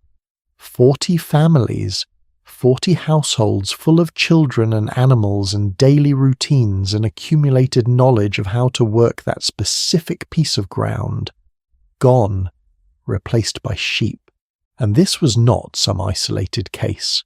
This was happening across the Midlands, across parts of East Anglia, in village after village, as landowners discovered that the mathematics of wool simply overwhelmed the economics of arable farming. Can you imagine, really sit with this for a moment, what it meant for a family to lose their strips, not just their income, their identity, their place in the structure of the community, their children's future, the land that their grandparents had worked, that everyone in the village knew was yours in the way that was understood without needing to be written down anywhere. And the common land. Think about what the common meant to the people who had the least. When the Lord enclosed the common, when the hedges went up round the grazing ground, the family who had nothing left beyond a few animals suddenly had nothing at all. No place to graze the cow, no wood to cut, no reed bed to work. The safety net was gone. The government knew this was a problem. Various monarchs and their ministers issued proclamations against illegal enclosures. Commissions were set up to investigate. Thomas Cromwell tried to limit the number of sheep a landowner could keep. A law was passed in 1549 imposing a poll tax on sheep, taxing landowners for every animal on the theory that this would discourage conversion of arable land to pasture. None of it worked. The wool price was too high, the profits were too compelling, the landlords paid fines if they were imposed at all and went on enclosing, and so the people waited, and then the people stopped waiting. July of 1549, Wymondham, Norfolk. The village is holding its annual midsummer festival, a celebration with a long tradition tied to the memory of the old abbey that Henry VIII had dissolved. People have come from all across the surrounding countryside. The mood is festive on the surface, but underneath it, in the way that can happen in communities that have been living with mounting pressure for a long time, something is close to breaking. A group of men set off to the neighbouring villages and began tearing down the hedges, the fences that had been built by local landowners to enclose the common land. Just pulled them apart, stake by stake, hedge by hedge. They were furious, and they were organised, and they had been waiting for a moment like this. They came to a man named Robert Kett. Kett was not a poor man. He was a yeoman farmer, prosperous by the standards of the village, a man whose family had been farming Norfolk land since the 12th century. He had in fact recently enclosed some of his own land. He was one of the people the rebels were angry at. And when the crowd arrived at his fences expecting confrontation, perhaps prepared for violence, Kett did something extraordinary. He listened. He stood there and actually listened to what these people were telling him, and then he helped them tear his own fences down. And he said, and this is documented in the historical record, that he would lead them in defence of their common liberty. Just sit with that for a moment.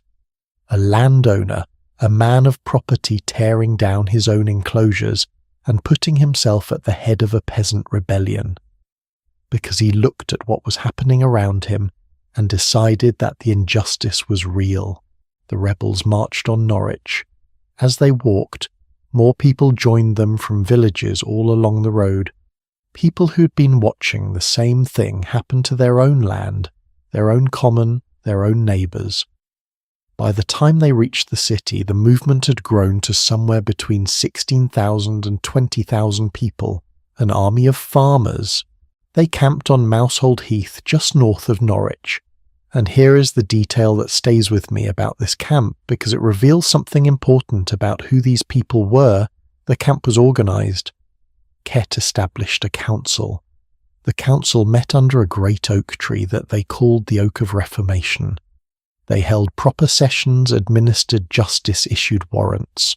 Provisions came in from sympathetic villages, beer, bread, fish, onions to feed the thousands on the heath. They drew up a list of 29 specific demands and sent them to the government.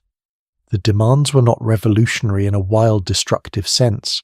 They were precise and practical.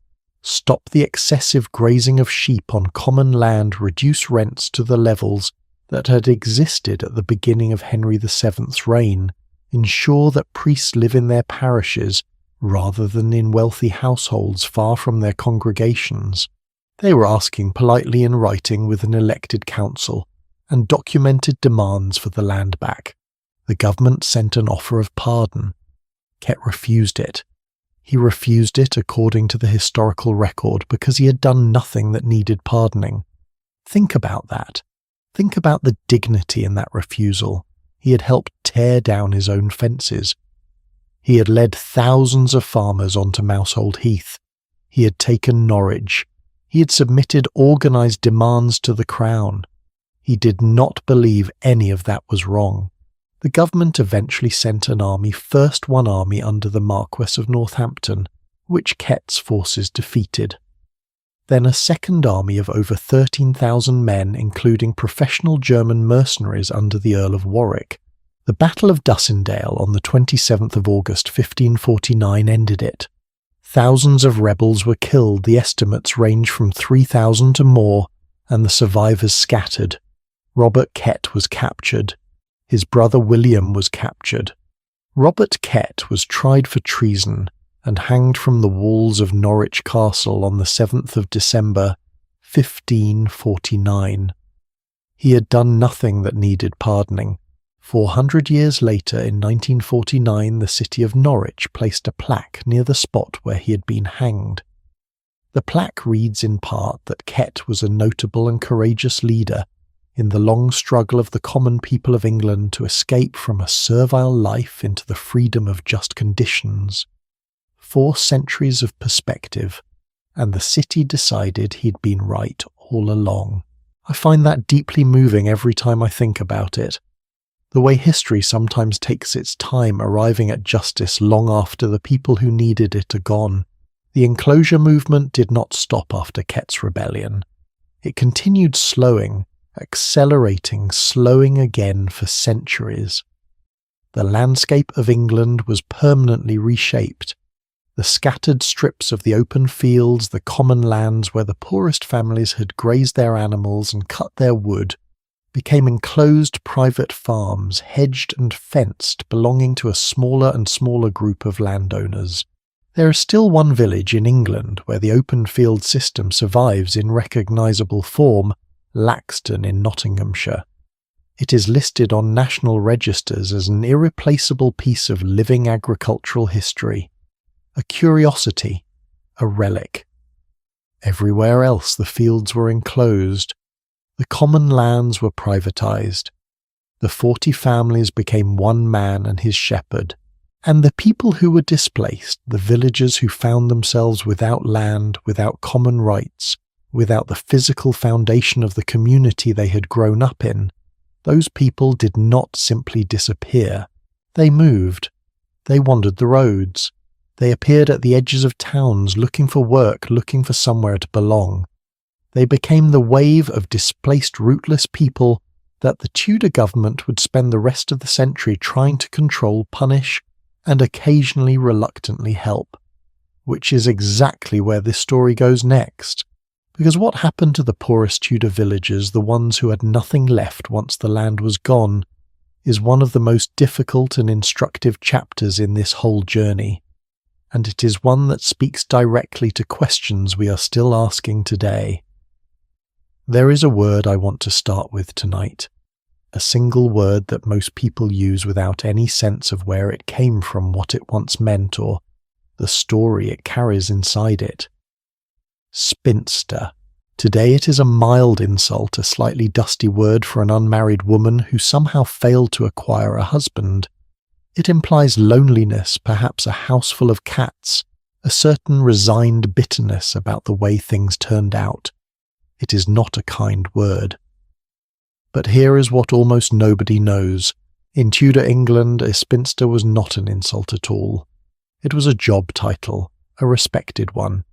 It described a woman who spun wool into thread, one of the most essential and economically productive activities in a society whose entire export economy rested on the cloth trade. Spinning was women's work, but it was serious work, skilled work, work that kept households running and kept England wealthy.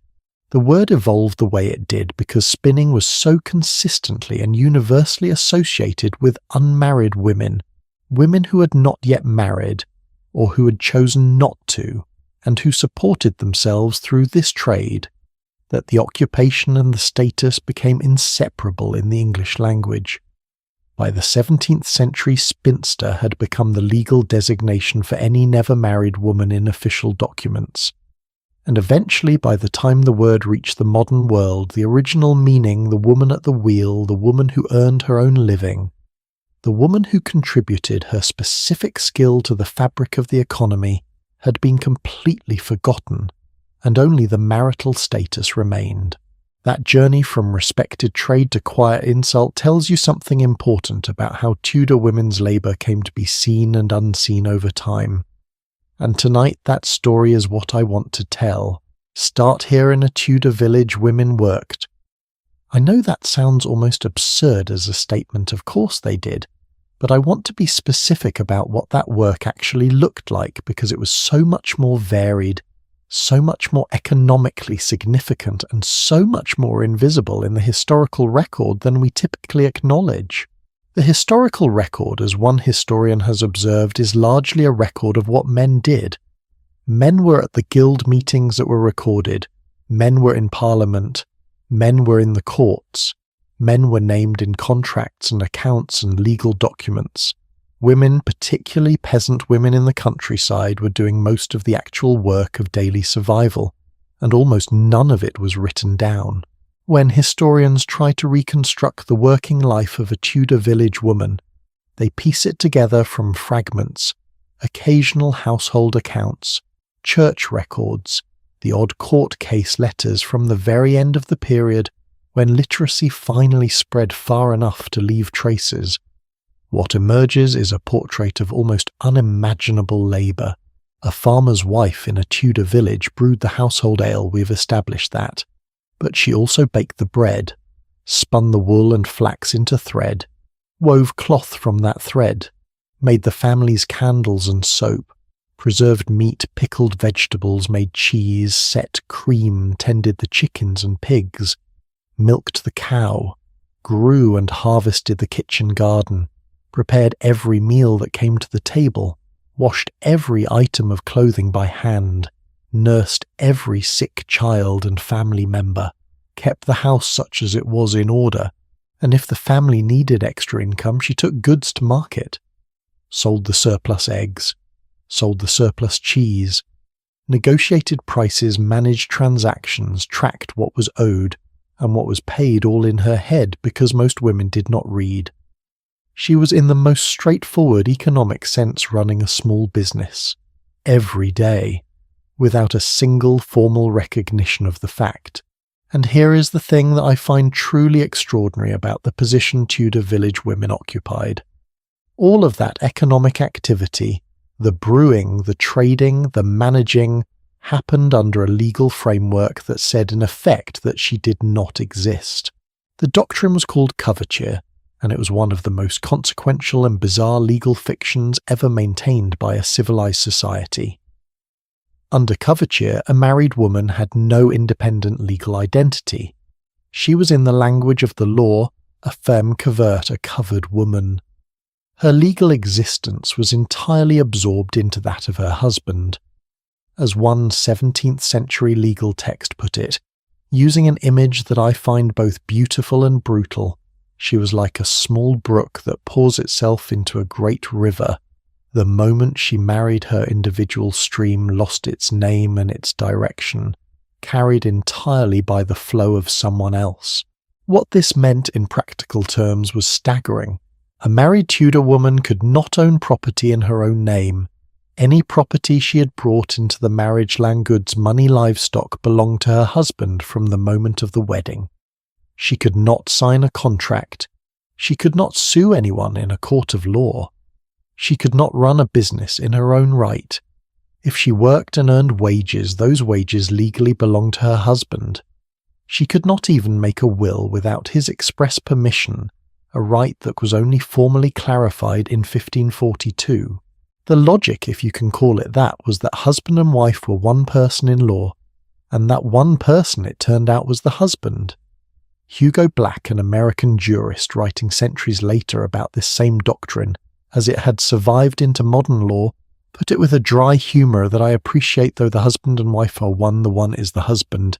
Now, let me be honest about something, because this history deserves honesty. The gap between what the law said and what actually happened in Tudor village life was enormous. Women did business. Every market day in every English town, women were there selling and buying and negotiating and transacting. They managed family finances while their husbands worked the fields or travelled for trade. They ran their households with a complexity and authority that the law refused to acknowledge, but that everyone in the village understood perfectly well. Widows in particular occupied a fascinating legal position. A widow, a woman whose husband had died, became what the law called a feme sole, a sole woman, a woman acting independently. She could own property, sign contracts, sue, and be sued, run a business. The moment her husband died, her legal personhood snapped back into existence like a light being switched on. And so the village would sometimes watch a woman who had spent 20 years of marriage being legally invisible suddenly become at 50 a capable property owner and business person who had actually been doing those things informally all along. The law had not created her competence. It had merely refused to see it. There is something both absurd and quietly infuriating about this that I find myself returning to often. These were not weak women. They were not helpless. The village ran on their labour in ways that the men who wrote the laws simply declined to put on paper. Perhaps the most vivid demonstration of how essential Tudor women were to the fabric of village life was not in the field or the kitchen or the market, but in the room where life began. Childbirth in Tudor England was an entirely female domain.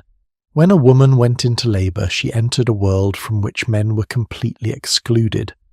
The birth chamber was prepared, the shutters closed against what were believed to be harmful outdoor airs, and women gathered neighbouring women, female relatives, the midwife, if the family could afford one. The birth was witnessed and managed by women alone.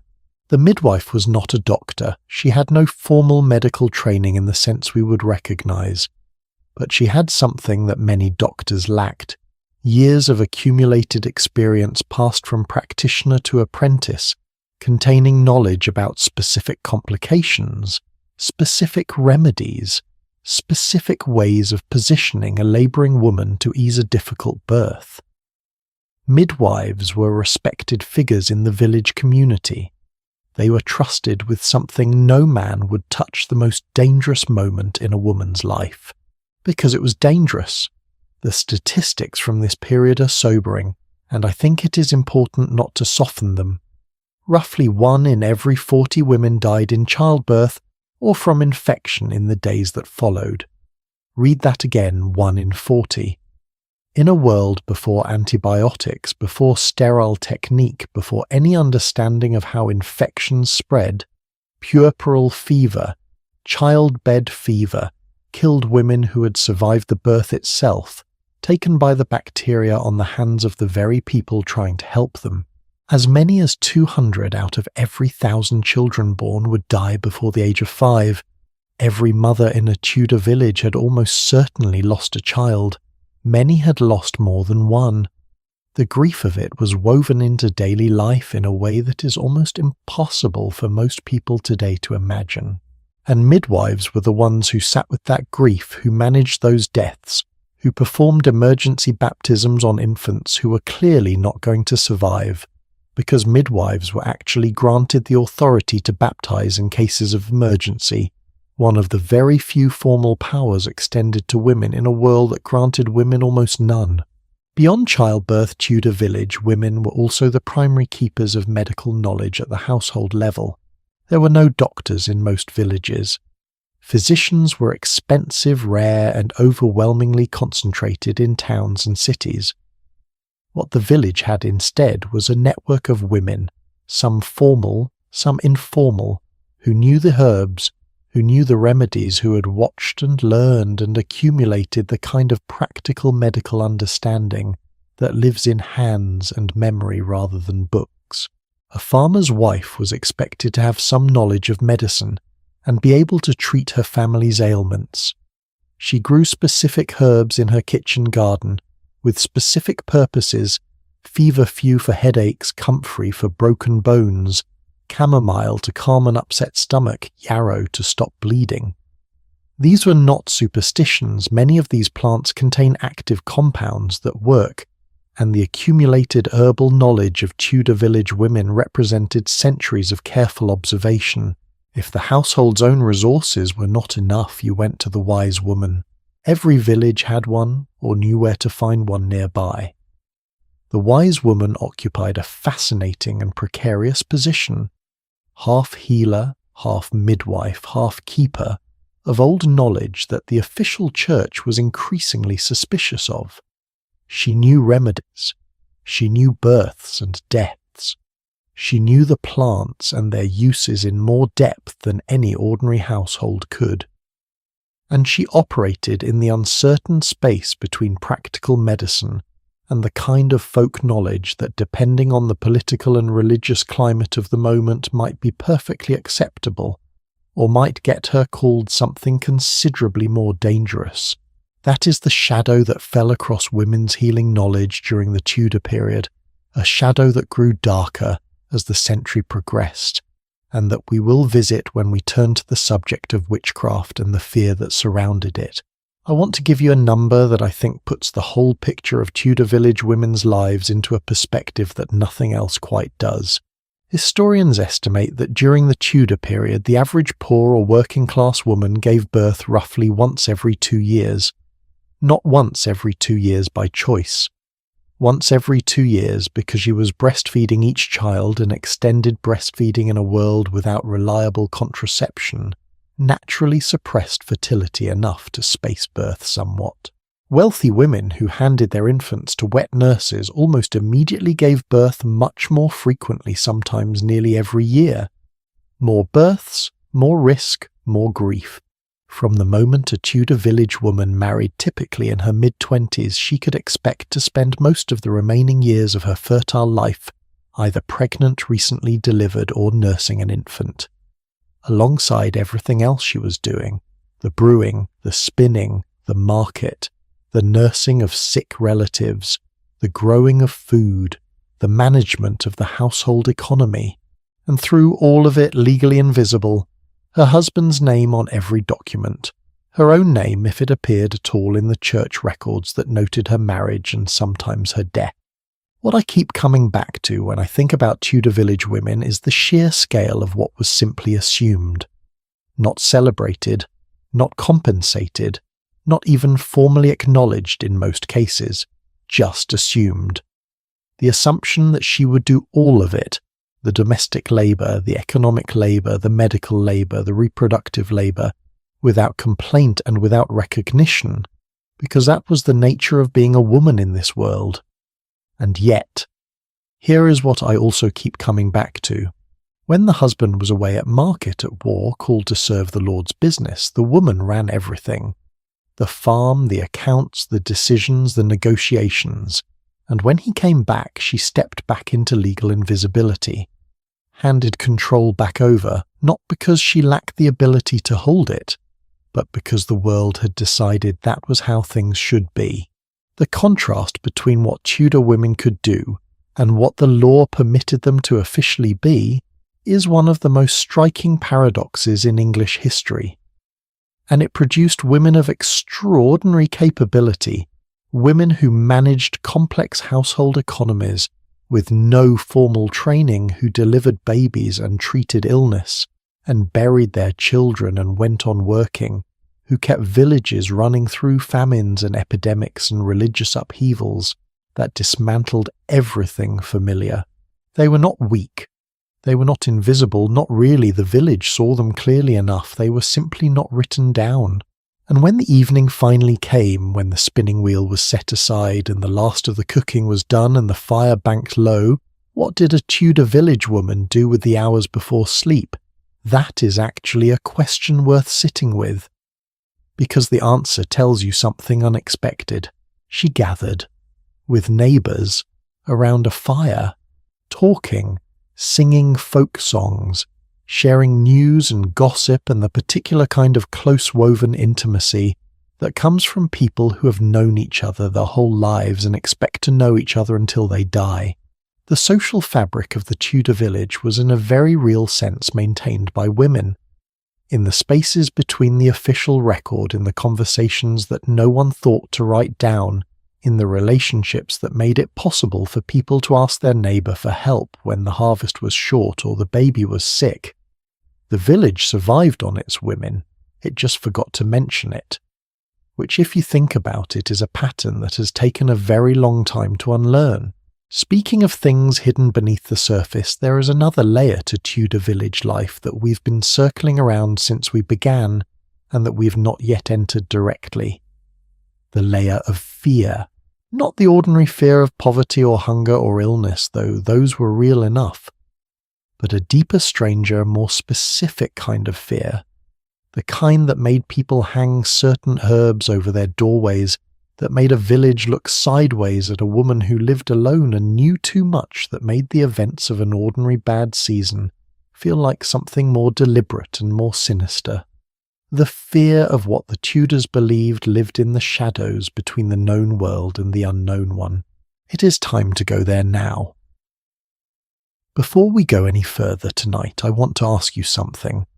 Think about the last time you were really sick. Not a mild cold or a sore throat, but genuinely seriously unwell. The kind of sick where you could not get out of bed, where every hour felt like an endurance test, where you kept asking yourself, when does this end? How bad does this get? Now remove the doctor, remove the hospital. Remove the phone you could use to look up your symptoms and get at least a rough idea of what you are dealing with. Remove the antibiotics, the fever medication, the knowledge of what a germ is or how it travels from one body to another. Put yourself in a Tudor village cottage with a thatched roof and a dirt floor and a wife or a mother who is doing her best with dried herbs and prayers and the specific hard-won knowledge that has been passed down through the hands of women in this community for generations. That is where we are going tonight, and I promise you, by the end of this, you will never take a thermometer for granted again. The first thing to understand about Tudor medicine is that it was built on a framework that was internally logical, almost entirely wrong about the underlying causes of disease, and nevertheless the product of genuinely serious intellectual effort, stretching back to ancient Greece. The framework was called humoral theory, and in the 16th century it was not a fringe idea or a superstition practiced by the ignorant. It was the official medical doctrine of every university in England, taught to every physician who had spent 7 years in formal training, endorsed by every learned authority on the subject. The theory held that the human body contained 4 fundamental fluids called humours, and that health was the state of balance among them. The 4 humours were blood phlegm, yellow bile, and black bile. Each had specific qualities. Blood was hot and wet, phlegm was cold, and wet yellow bile was hot and dry, and black bile was cold and dry. Each was associated with a season, a stage of life, a temperament, a set of symptoms when it became dominant. If you were healthy, all 4 were in balance. If you were sick, one had become excessive, and the cure logically within this framework was to remove the excess. Too much blood, you were bled. A physician would open a vein, or more commonly apply leeches to the skin, and draw blood until the balance was theoretically restored. Leeches were not a desperate last resort. They were standard medical equipment. The red and white striped pole you still sometimes see outside barbershops today is a direct descendant of this practice, red for the blood, white for the bandages used afterward. The barber surgeon who pulled your teeth and gave you a haircut was the same man who might drain your blood, and the pole outside his shop told you exactly what he was offering.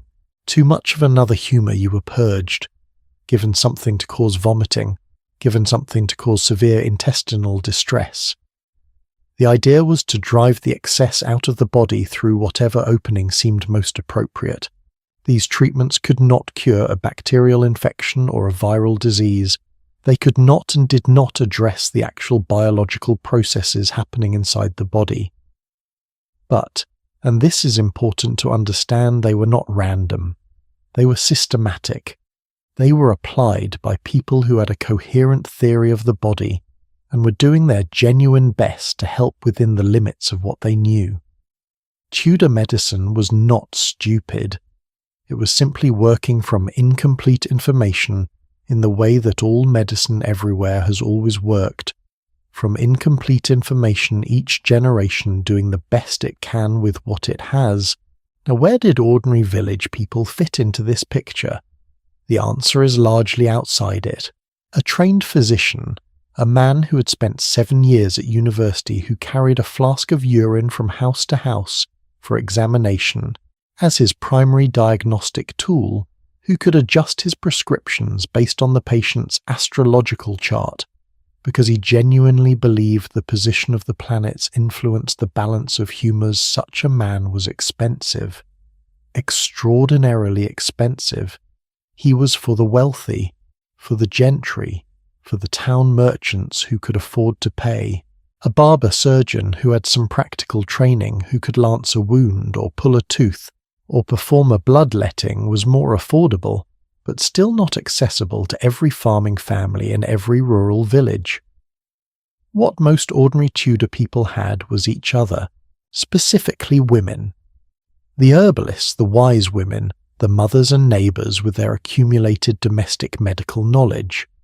We touched on this in our last conversation through the lens of what women contributed to village life, but the medical dimension of that contribution deserves its own examination. The household herb garden was not decorative. It was the village pharmacy, and the knowledge of which plant to use for which condition. Feverfew for head pain, willow bark for fever comfrey, to help bones knit pennyroyal, to regulate the monthly cycle poppy preparations, to quiet a cough or ease pain. This knowledge was real. It was not always right. Some Tudor remedies were indeed absurd, including memorably the prescribed treatment for gout goat's grease mixed with saffron. But much of herbal medicine worked because the plants themselves contain active compounds. We know this now because we've isolated and studied those compounds in laboratories. The Tudor healer did not need the laboratory. She had centuries of careful observation. The other primary diagnostic tool available to village healers, and here is the detail that tends to make modern audiences giggle, though it was entirely serious at the time, was urine. Uroscopy, the examination of a patient's urine for signs of disease. Its colour, its clarity, its smell, even in some documented cases from the period, its taste. Physicians carried special glass flasks for collecting urine samples from their patients. The appearance of the urine told them something about the state of the humours inside the body. And while this practice sounds absurd through modern eyes, it is worth noting that urine analysis remains a standard part of medical diagnosis today. We do it with different tools and a different theoretical framework, but the impulse to read health from the body's output is not so different. But here is the thing about Tudor medicine that I find genuinely haunting. No matter how good the healer, no matter how skilled the midwife or knowledgeable the wise woman, there were diseases in the Tudor world that nothing could stop. Diseases that moved through communities like fire through dry thatch, killing some quickly, and leaving others mysteriously untouched, offering no patterns that anyone at the time could read. The worst of these, in terms of the specific dread it generated, was not the plague. It was something called the sweating sickness, and if you've never heard of it, prepare to be fascinated and unsettled in roughly equal measure. The sweating sickness first appeared in England in 1585. Let me correct that. Immediately it first appeared in England in 1485, right at the start of the Tudor era, arriving in London in the weeks after Henry VII took power. The timing was so striking that many people at the time connected the two events. A new king from a contested dynasty takes the throne, and immediately a strange new disease descends on the capital.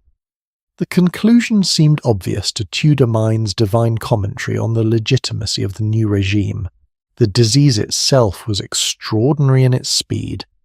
A physician named John Caius, who witnessed an outbreak in 1551 and wrote the most detailed contemporary account of the illness that survives, described the progression with clinical precision. It began with a sudden sense of apprehension, a feeling of dread almost before any physical symptoms arrived. Then violent chills, headache, agonizing pain in the neck and shoulders and limbs. Then within hours a hot stage fever, intense sweating, racing heart palpitations, delirium, overwhelming thirst, and then within 24 hours of the first symptoms you were either dead or recovering. 24 hours. That was the window.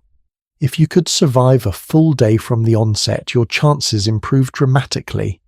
If you could not, nothing anyone knew how to do would save you. The standard advice, and it tells you everything about how helpless physicians felt in the face of this disease, was to go to bed immediately and remain perfectly still for the entire 24 hours, covered well, but not too hot, neither sleeping nor fully awake. Do not get up, do not move unnecessarily. Wait. During the outbreak of 1517, Oxford recorded over 400 deaths in a single week. Henry VIII fled London repeatedly whenever the sweat appeared, moving from house to house in the countryside in what the court records describe as nearly constant relocation. Thomas Cromwell lost his wife and 2 daughters to the sweating sickness in 1529. Anne Boleyn contracted it in 1528, along with her brother and father. All 3 survived, which was considered remarkable and noted by contemporaries as significant. Nobody to this day knows definitively what the sweating sickness was. Its cause remains a genuine medical mystery 5 centuries later. It disappeared as suddenly as it had appeared with its last major outbreak in 1551, and it has never returned. Some researchers have speculated about a hantavirus variant. Others have proposed different theories. The bones are in the ground. The disease is gone. The question remains open. But there was another disease that filled everyday Tudor life with a stranger, more insidious kind of dread. And this one is even more interesting because modern science has given us an explanation that the Tudors would have found utterly incomprehensible. It was called St. Anthony's fire, and it was caused by bread, specifically by a fungus called ergot that infected rye crops, particularly in wet, cold years when the grain stored improperly. Ergot grows on rye as a small, dark, hard growth that is difficult to distinguish from ordinary grain kernels if you do not know what you are looking for. You mill it along with the rest of the grain, you bake it into your bread, you eat it, and then slowly the alkaloids in the fungus begin to do what they do to the human nervous system. The symptoms were terrifying and deeply strange. A burning sensation in the extremities, the hands and feet, as if the flesh were on fire from the inside. Convulsions, vertigo, intense hallucinations, the sense of being bitten by invisible teeth, paranoia, and in severe cases vasoconstriction so extreme that the blood supply to the fingers and toes was cut off entirely, leading to gangrene and the loss of limbs. Imagine an entire village eating the same bread beginning to experience these symptoms simultaneously. The burning, the visions, the convulsions that look to Tudor eyes very much like demonic possession. What would you conclude? What explanation would make sense in a world where you did not know about fungal alkaloids, where you did not have the concept of food poisoning as we understand it, where the most powerful explanatory framework available to you was religious and supernatural? This is not a rhetorical question. Historians have studied the specific pattern of ergotism outbreaks, and their aftermath, and the connection between bad rye harvests and accusations of witchcraft in the communities that followed has been noted in the historical record repeatedly. The burning, the hallucinations, the convulsions, these were not symptoms that a Tudor village could explain through any natural framework available to them. They were symptoms that pointed almost irresistibly toward the supernatural, which is one of the reasons, though far from the only one, that the line between medicine and the occult in Tudor England was never fully clear. There is one more thing I want to sit with before we move on. Something that the history of Tudor medicine reveals if you look at it honestly about the nature of fear and hope and human need. In a world where plague could arrive without warning and kill half the village in weeks, where the sweating sickness could take a healthy person in 24 hours, where a bad harvest of rye could send an entire community into hallucinating convulsions, where childbirth killed 1 in 40 mothers, and 200 children out of every 1,000 never reached their 5th birthday in that world. The desire to make sense of suffering was not superstition. It was a fundamental human need. The doctor examining your urine and adjusting his prescription based on the position of Venus was not being irrational within his own framework. The wise woman recommending willow bark for fever was drawing on centuries of accurate empirical observation. The family that hung rosemary over the doorway of the sick room because they believed it fought contagion were doing exactly what we do when we reach for hand sanitizer. The specific mechanism was wrong. The instinct to do something, anything, to push back against the invisible forces threatening the people they loved, that instinct was as human as breathing. Tudor medicine was not primitive in the sense of being thoughtless. It was limited. It was wrong in specific and ultimately important ways. But it was the best available answer to genuinely terrible questions. And sometimes not always not reliably, but sometimes the herbs worked. The patient recovered, the fever broke, the crisis passed, and the village went on. Which brings me to something that I find myself thinking about every time I go deep into this period. Because illness in Tudor England was not experienced in isolation. You did not get sick and recover alone in a clinical room separated from the rest of your life. Illness happened in the middle of community, witnessed by neighbours, managed by the women of the village, prayed over by the priest, interpreted by everyone around you, within a framework of meaning that connected your body to God, to the stars, to the natural world, and yes, to the invisible forces that many people genuinely believed operated alongside the visible ones, the fear of sickness and the fear of something stranger, something that existed in the gaps between the known and the unknown, were not separate anxieties in Tudor village life. They were the same anxiety wearing different faces depending on what had gone wrong and how badly, and we are about to step fully into that territory now. Into the world of the wise woman who knew too much, into the village that started looking sideways, into the specific documented historically real way that fear turned on its own neighbours in the 16th century and what happened when it did.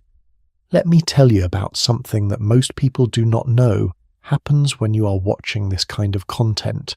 At some point in the story of Tudor village life, right around the time we start talking about sickness and displacement and the raw grinding difficulty of daily existence, a question tends to form in the back of the listener's mind. A quiet, practical question. How did they stand it? Not in the dramatic sense of great suffering, just in the ordinary sense. How did people wake up every morning, go back to the mud and the smoke and the uncertainty and the labour, when the world around them was so genuinely, persistently hard? Tonight I want to give you the actual answer to that question, and it is not what you might expect. It involves bonfires the size of houses, ale, Morris dancers, and an encounter with the spirit world that the Tudor mind did not consider unusual in the least. To understand the inner life of a Tudor village, the emotional and psychological life, not just the practical one, you have to start with what the Tudors actually believed about the world around them. And the most important thing to understand is this: for a Tudor villager, the visible world and the invisible world were not separate places. They were layered on top of each other, woven together. The same village that had a church and a manor court and a marketplace also had, in the understanding of every person who lived there, ghosts in the churchyard, spirits in the forest, fairies in the hedgerows, and forces, some benevolent, some malevolent, some simply indifferent, that moved through everyday life as naturally as wind through wheat. The kingdom of darkness was as real to Tudor people as the kingdom of heaven. Not metaphorically real, literally, physically, actually real. Demons existed, devils existed, witches existed. Women who had made arrangements with dark forces and were actively working harm in the world through invisible means. And alongside all of that, more old beliefs layered in beliefs that predated Christianity, that had been old when the Romans were new, that the church had spent centuries trying to absorb, redirect, or suppress with mixed success. The belief that certain plants collected at midsummer had extraordinary healing power, that fern spores gathered at midnight on the summer solstice could make a person invisible, that cold iron was a protection against malevolent spirits, that a horseshoe nailed over the doorway of a house or barn kept harmful forces from crossing the threshold. These were not the beliefs of the ignorant or the stupid. They were the beliefs of an entire civilization that had not yet been given a different explanatory framework. The question was not whether the invisible world existed that was simply taken as given. The question was how to navigate it. The most immediate consequence of this worldview in everyday village life was the business of charms and protective objects. You could buy charms from a cunning man or a wise woman, and the market for them was substantial. Charms to ward off evil spirits from the house, charms to protect livestock from illness, charms to find lost property, charms to encourage a child to sleep, charms to make a particular person fall in love with you, which sounds amusing, until you consider how desperate people in this world were for the few small things that seemed within their power to influence. Physical objects were hidden in houses in specific locations for protective purposes.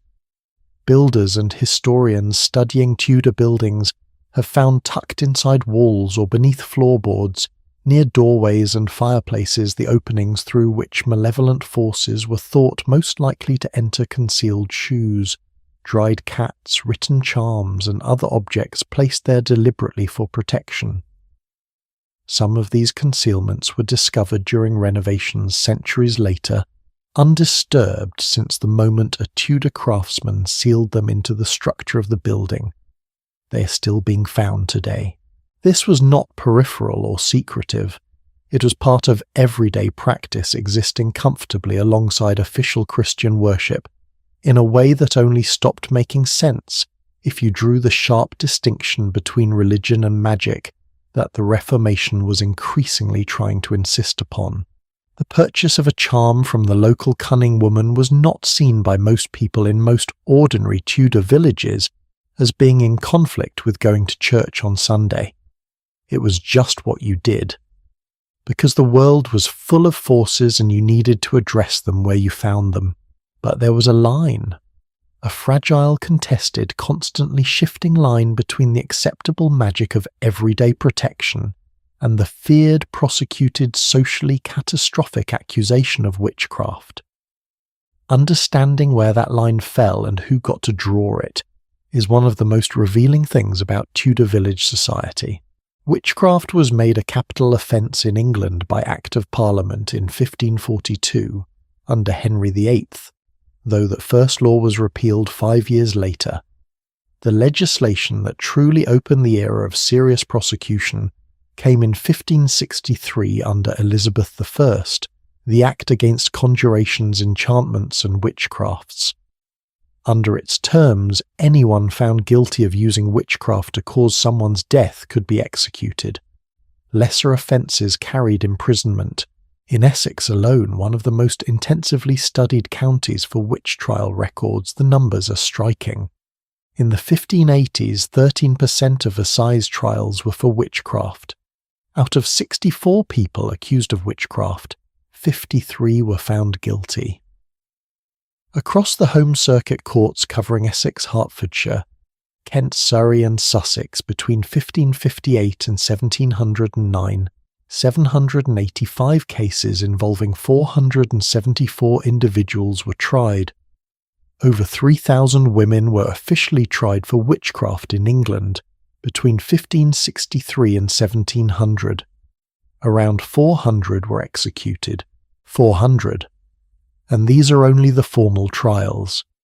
The historical record cannot fully capture what happened informally in communities, the shunning, the violence, the quiet destruction of a person's life and reputation that happened before any court was involved. Now, here is what I find most important to say about all of this. The women accused of witchcraft were almost never practitioners of anything that we would recognize as dangerous. They were overwhelmingly elderly women living alone, women who had medical knowledge that others found useful but also frightening, women who had fallen out with a neighbour, women who happened to be present when something went wrong in the community, a cow sickened, a child died, a crop failed, and who therefore became the most available answer to the question of why. The mechanism is painfully clear in the historical record. It follows a pattern so consistent that historians have mapped it precisely. Someone in the village experiences a misfortune. They have recently had a quarrel with an elderly woman who lives alone. They refused her request for something, a small gift, a bit of food, a favour. She left their door muttering something, and now the cow is sick. The guilt of having refused her charity, the need to explain the inexplicable, the specific detailed belief in the mechanism of maleficium harm through invisible means that every person in the village shared. Ursula Kemp of the Essex village of St Osyth was accused in 1582. She'd been known in the community as a cunning woman, a healer. The same knowledge that had made her useful suddenly made her dangerous when suspicion turned.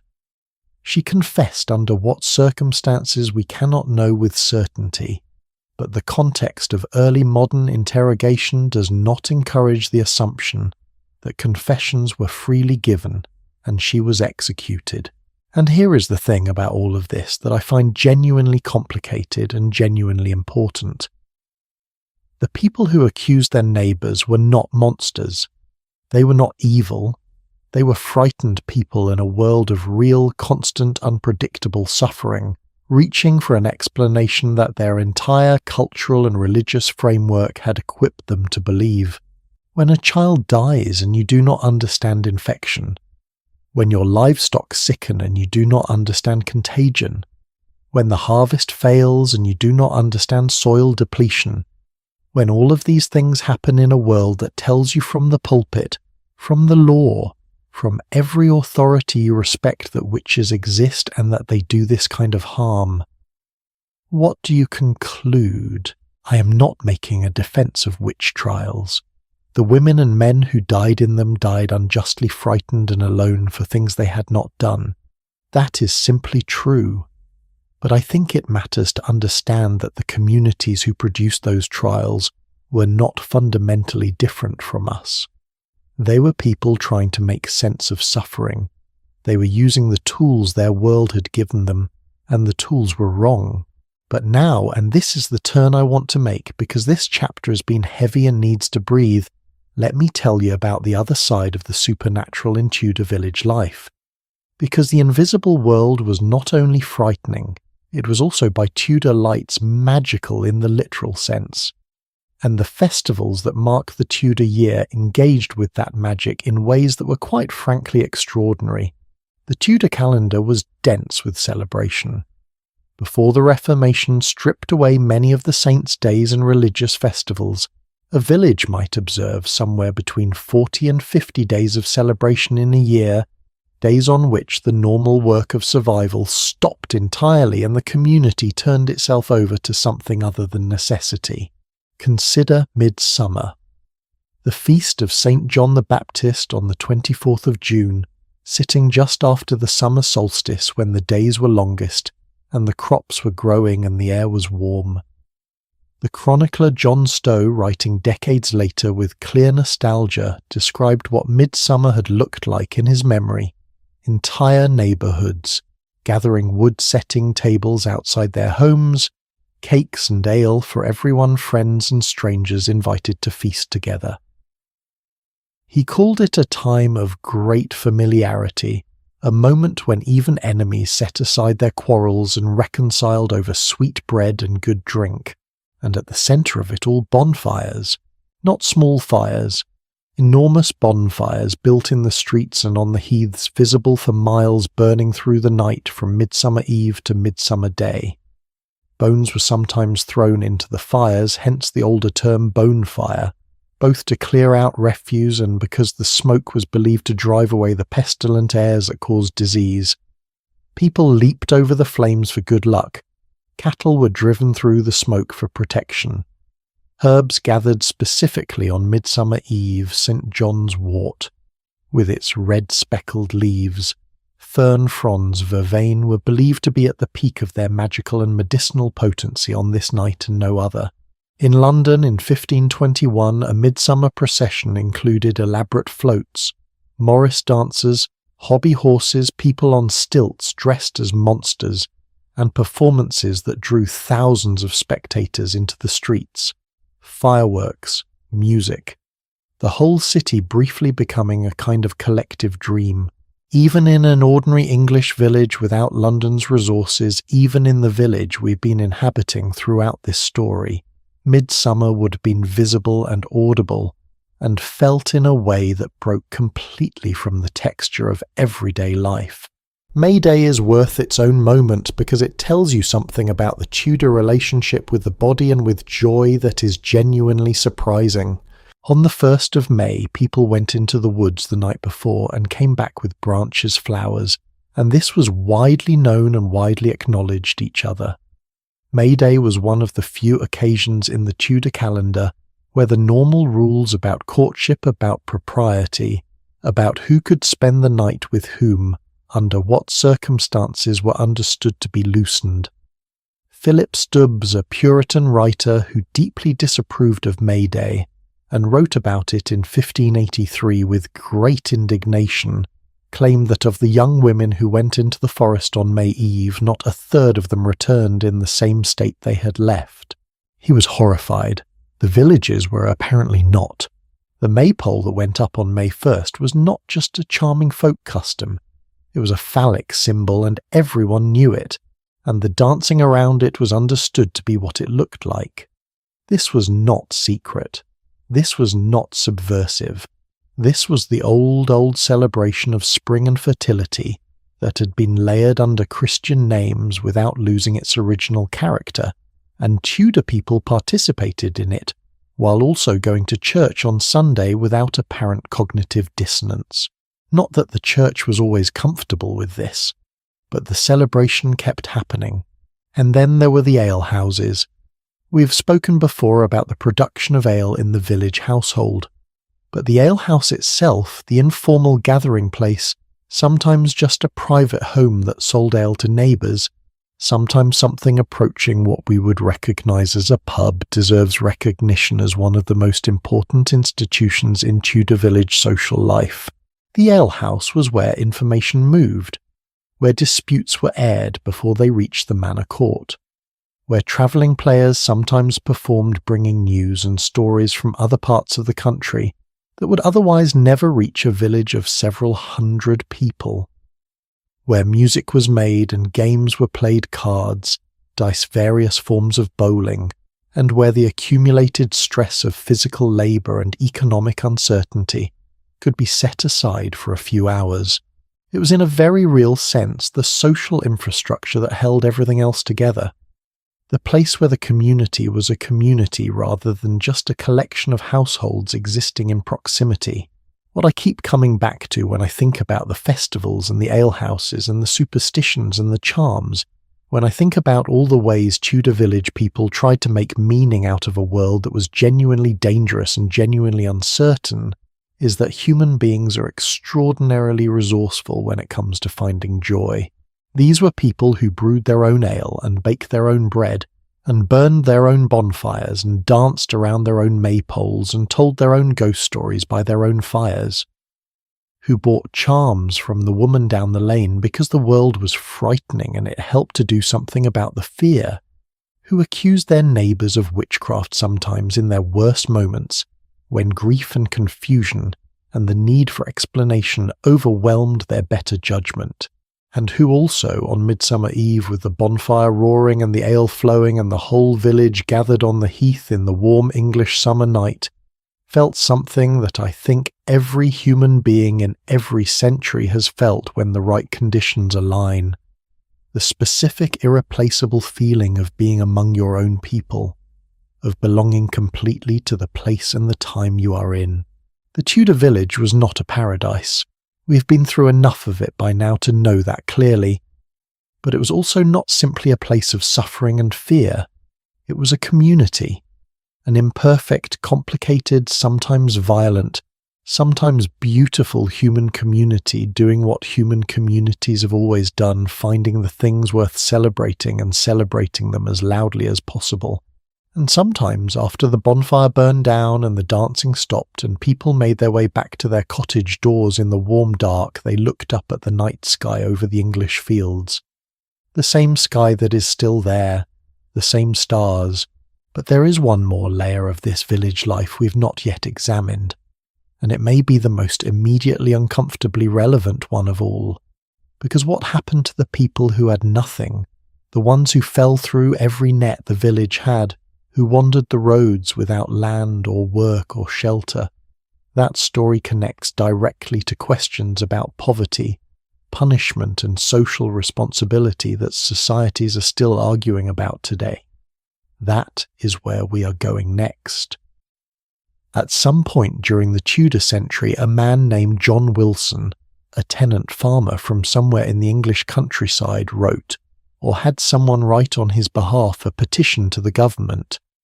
The petition describes what happened to him and his family when their land was enclosed. His landlord's officers, he says, forced him to pay 3 times the rent he had previously owed. He could not pay. There was no other way. And so he writes that he knows no other way but to hand back the land and take his wife and children to go begging up and down the country. Take his wife and children to go begging up and down the country. I want you to hold that sentence for a moment, because John Wilson is not a character in a story. He is a real person who wrote those words, and that petition still exists. And the path he was describing, the specific journey, from tenant farmer with a plot of land to rootless wanderer on the roads of England carrying children, and reduced to asking strangers for food, that journey was not unusual in Tudor England. It was for a significant portion of the population simply what happened when everything else ran out. Tonight we're going to follow that path, and I want to go all the way to the end of it, because the end of it is not just a story about Tudor poverty. It is the origin story of something that every modern society still struggles with. First, let us understand the scale of what we are talking about. Historians who have studied Tudor poverty estimates believe that at the height of the Tudor century, somewhere between 1/4 and 1/3 of the English population lived in poverty, meaning they did not have enough reliable income to sustain their households without depending on charity casual work or begging. 1/3 of the population. In a country of 4 million people by the end of the 16th century, that is an extraordinary number of people on the edge.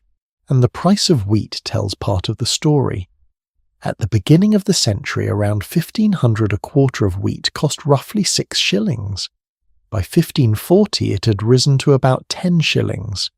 By 1600 it had reached almost 30 shillings, 5 times the price of a century earlier. Wages, meanwhile, had not followed. Real wages for unskilled labourers, the people who had nothing to offer the market but their physical strength, fell continuously through the Tudor period as prices rose. The gap between what you could earn and what it cost to live widened decade by decade, generation by generation. Then add the enclosures, which we have already followed in detail. the monasteries dissolving and taking with them the charitable network that had sustained the poorest for centuries. The harvest that failed in 4 consecutive years through the 1590s, driving grain prices to heights that made bread simply unaffordable for the families with the least. Add all of those pressures together, and what you get flowing out across the roads of England is a wave of displaced people that the government found absolutely terrifying. The Tudor government's response to poverty is one of the most revealing case studies I know of in how societies react when a problem is too big and too structural to be solved, but also too visible and too frightening to be ignored. Because here is the thing that drives me slightly mad every time I read Tudor poor law history. The government knew, at least in part, that the poverty they were seeing was structural. They knew that enclosures had destroyed the livelihoods of families who had worked the same land for generations. They knew that harvest failures and rising prices and falling wages and the sudden absence of monastic charity had created a crisis that no individual had chosen. There is actual documentary evidence of this understanding, a bill drawn up in 1535, possibly written by a close advisor to Thomas Cromwell, that recognised there was simply not sufficient work available for all able-bodied men, and proposed an ambitious programme of public works on roads, forts, harbours and rivers to address the shortfall, a kind of Tudor proto-New Deal funded by income taxes. It never became law. What passed instead was a series of poor laws that treated the symptoms of structural poverty as if they were character flaws. The distinction the Tudor government drew repeatedly in law after law was between the deserving poor and the undeserving poor. The deserving poor, the old, the sick, the disabled, the blind widows with children, people who could not work because their bodies would not allow it. These people the government was willing to license to beg, to make official, to acknowledge as requiring help. The undeserving poor, sometimes called sturdy beggars, sometimes vagabonds, sometimes rogues, were the people who were young and physically capable and nevertheless not working. They were in the official mind lazy, idle, a threat to public order, a moral failing made visible. What the official mind consistently refused to fully reckon with was the third category, the people who were young and physically capable and genuinely demonstrably could not find work, who had been pushed off their land and had no work to return to, who were walking the roads of England not because they had chosen idleness, but because they had no other option. Those people were treated as if they belonged to the second category, and the treatment was harsh. The 1531 Vagabonds Act ordered that wandering beggars without licenses were to be taken to the nearest market town, and there, as the law states with uncomfortable specificity, tied to the end of a cart naked and beaten with whips throughout such market town until the body shall be bloody. Read that again, until the body shall be bloody, after which they were to take an oath to return to their home parish and find work, because the law reasoned if they simply went home they would presumably find the work that was surely available to them there. The fact that there was no such work is presumably what had caused them to leave in the first place, but this detail does not appear to have troubled the legislators. By 1536 the laws had escalated. If caught outside your parish without work, a first-time public whipping; a second offence, a piece of your ear removed; a third time, execution. There is a historical detail that I find simultaneously grim and quietly reassuring. Local officials were often reluctant to carry out the most extreme provisions. The ear removing and the executions happened, they are in the records, but they happened less frequently than the laws technically required. Something in the human officials on the ground resisted the full implementation of what the law permitted, but the whippings happened. Regularly, publicly, in market squares where everyone could see. A law passed in 1547 under Edward VI went even further and briefly introduced a provision that able-bodied vagabonds could be claimed as slaves for 2 years by anyone willing to take them. If they ran away from their master, they would be branded with the letter V for vagabond and enslaved for life. This law was so spectacularly unpopular that it was repealed 3 years later. Even Tudor England found this one step too far. What was the actual experience of being a vagabond? Let me try to make that concrete, because the abstract legislative history tends to smooth over what it actually felt like to be John Wilson and his wife and children walking the roads. You have left the village where your family has lived for as long as anyone can remember. You cannot go back because the field you worked is now enclosed, and your landlord has made clear there is no place for you on it. You walk. You carry what you own, which is not much. Your children are with you because where else would they be? Every town you enter is a calculation. You need food. You have no money. Begging is your only option. But begging without a license is illegal, and even a licensed beggar could only beg within their designated area, which was typically defined as the parish where they were born or had last resided for 3 years. You're not in your designated area. You're nowhere near it. So you beg illegally, hoping not to be noticed. Or you steal knowing the punishment for theft is severe. Or you work casual labour in exchange for food or a night's shelter, which helps for a day but solves nothing. The roads of Tudor England were crowded with people in exactly this situation. By 1570, some estimates suggest that roughly 10% of the population, tens of thousands of people, were wandering without fixed residence looking for work that was not there. Among them in London's streets particularly were people the official record describes with a kind of anxious fascination. Veteran soldiers returned from foreign wars with no pension and no work, who had found that the king had no further use for them once the campaign was over. Widows with children who had no husband's income to fall back on and no legal personhood to work with. Young men who had come to the cities looking for the opportunities that everyone said were there and had found on arrival that the city had more people wanting work than work available. And the City of London, which was growing rapidly from perhaps 50,000 people at the beginning of the Tudor period to over 200,000 by its end, was genuinely frightened by this wave of displaced rootless people. A London official of the period noted with visible alarm that there were some 2,300 persons going from door to door and pretending they wanted work while actually doing very little. The solution he was describing was Bridewell, a former royal palace converted into a workhouse, where vagabonds could be housed and set to compulsory labour in exchange for food and shelter. The idea that the solution to poverty was to put poor people to work was in Tudor England genuinely new as a government policy. It was also historically speaking where most modern welfare states trace part of their ancestry. And then in 1601 something changed. The Elizabethan Poor Law of 1601 was not a sudden revolution. It built on decades of incremental legislation on experiments like the parish poor rate that some towns had already introduced voluntarily before Parliament required it.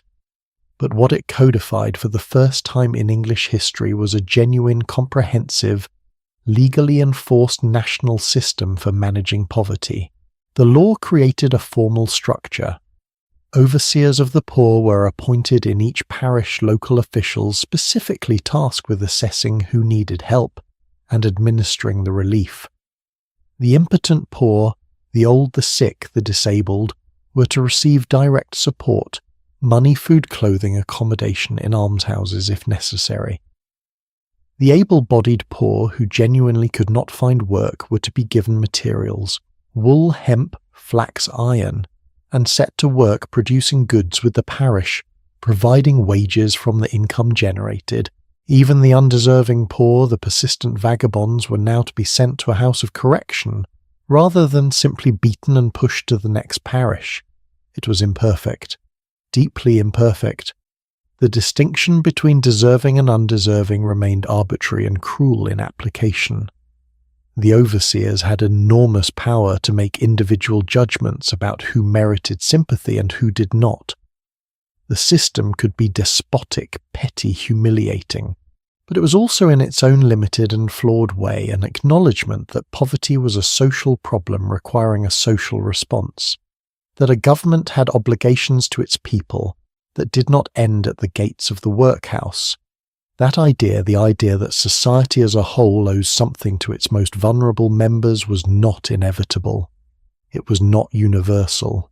It had to be argued for, legislated for, fought for over the course of a century of Tudor poor law evolution. Benjamin Franklin, writing 170 years after the 1601 Poor Law, complained that it had made the lives of the poor too easy, that it reduced their incentive to work.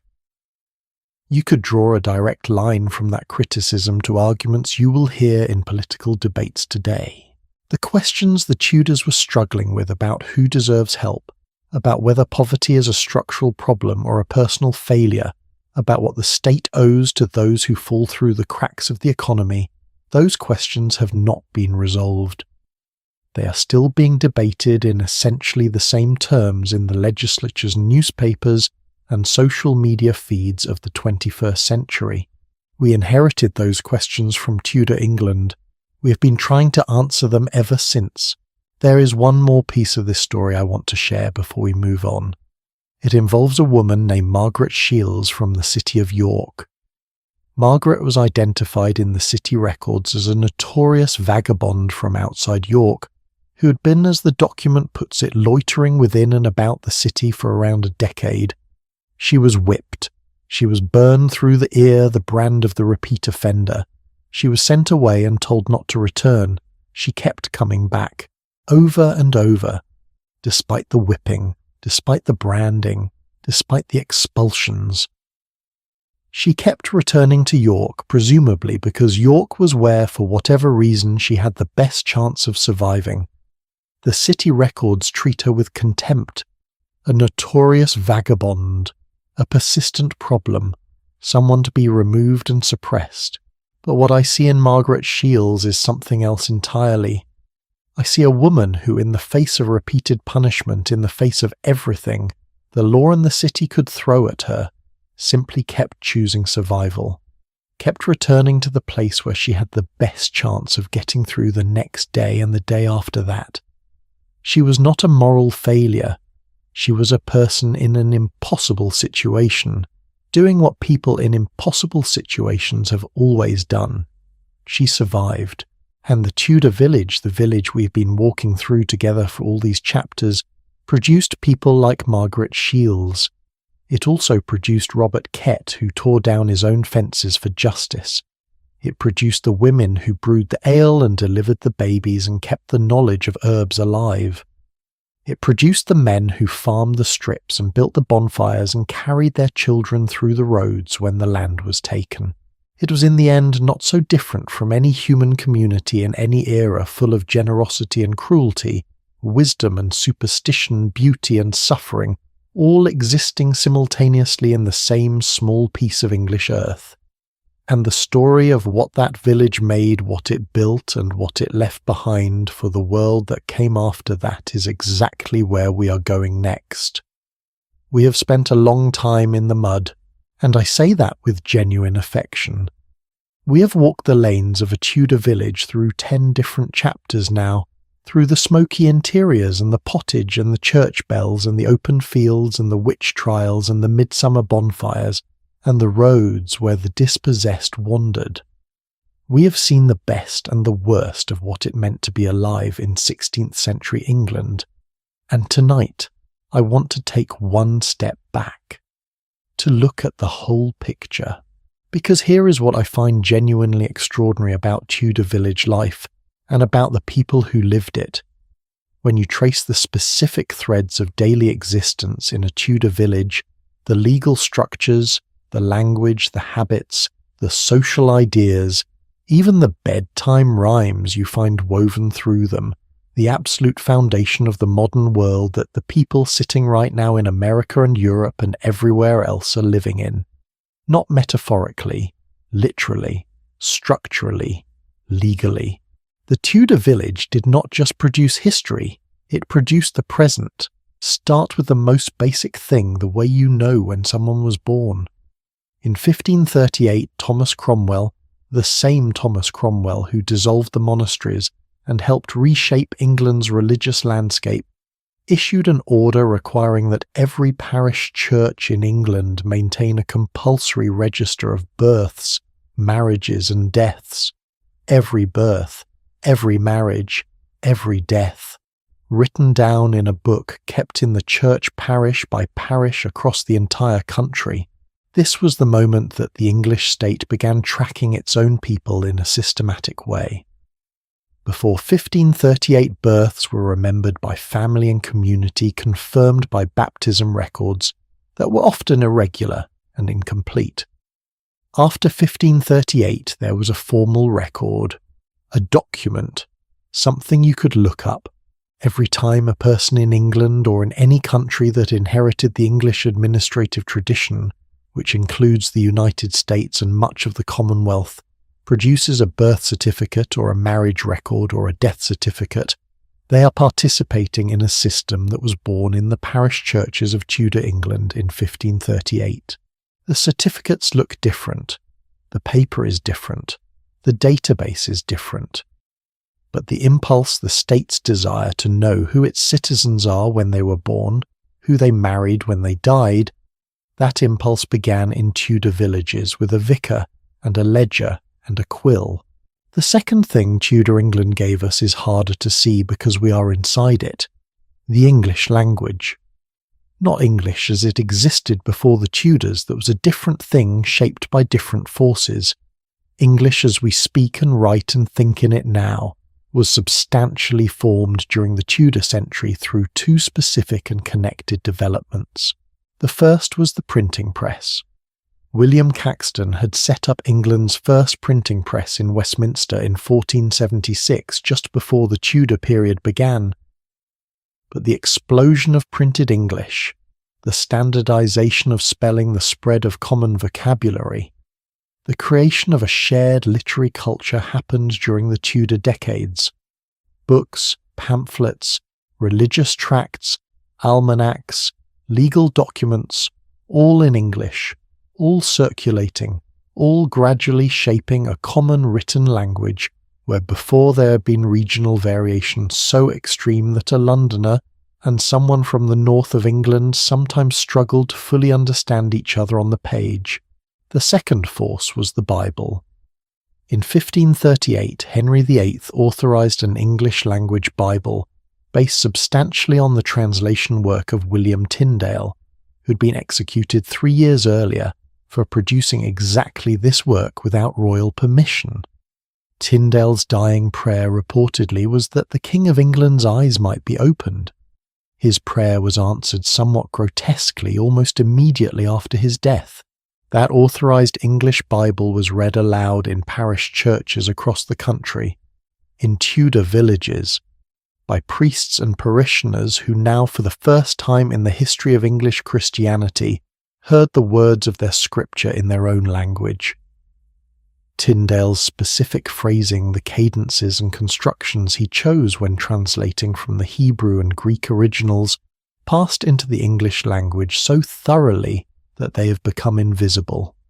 Phrases like, "Let there be light," "A man after my own heart," "The skin of my teeth," "A law unto themselves," "Signs of the times," all Tyndale.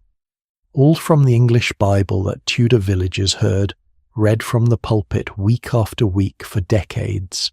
And then building on that foundation came Shakespeare. William Shakespeare was born in 1564 in Stratford-upon-Avon himself, the son of a rural craftsman himself connected to the village world we've been inhabiting. He grew up in a world shaped by Tudor English, by the rhythms of Tyndale's Bible, by the vocabulary and idiom that had accumulated through the 16th century. And what he produced in the last decade of Elizabeth I's reign, and the first decade of her successors, the plays and the poems, did something to the English language that has never been undone. He coined new words, he invented new phrases, He took English, which was already the most flexible and wide-ranging language in Europe, by absorbing words from everywhere and bent it further. Phrases we use without thinking every day in perfectly ordinary conversations that came from Shakespeare's pen. Wear your heart on your sleeve. Vanish into thin air. A method in this madness. More fool you. Puking, bedroom, addiction, manager, critical, obscene, generous, countless more. A scholar writing about the Tudor legacy for an academic journal noted that Tudor phrases survive in our daily language in their dozens expressions so embedded in how we speak that most people would be astonished to learn they were invented by a man who grew up 400 years ago in a market town surrounded by fields that were at the time of his birth still being farmed in the open field strips that we've already spent a whole chapter exploring. There is a third legacy I want to talk about, and this one is the most structural of all. Parliament. Not Parliament as it existed before the Tudors, that was an occasional consultative body summoned by monarchs when they needed money and dismissed when they had it.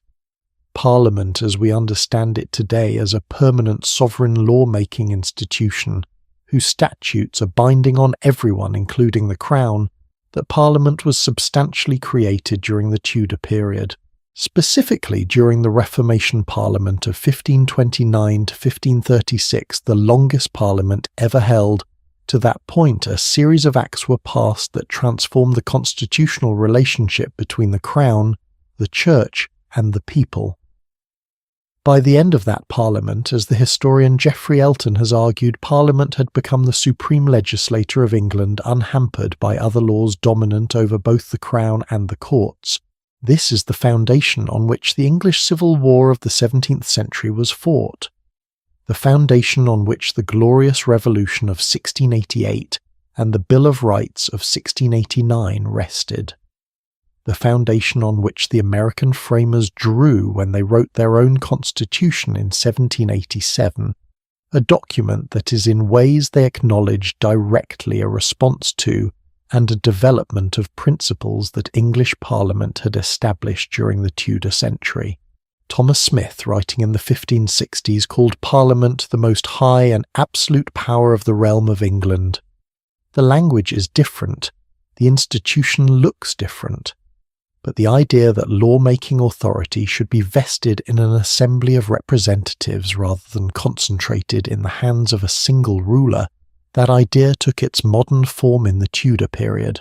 When you vote, when your representative stands up in a legislature and speaks on your behalf, when the laws of your country are made through a process of debate and vote rather than royal decree, you're exercising a right whose modern shape was forged in the Tudor century.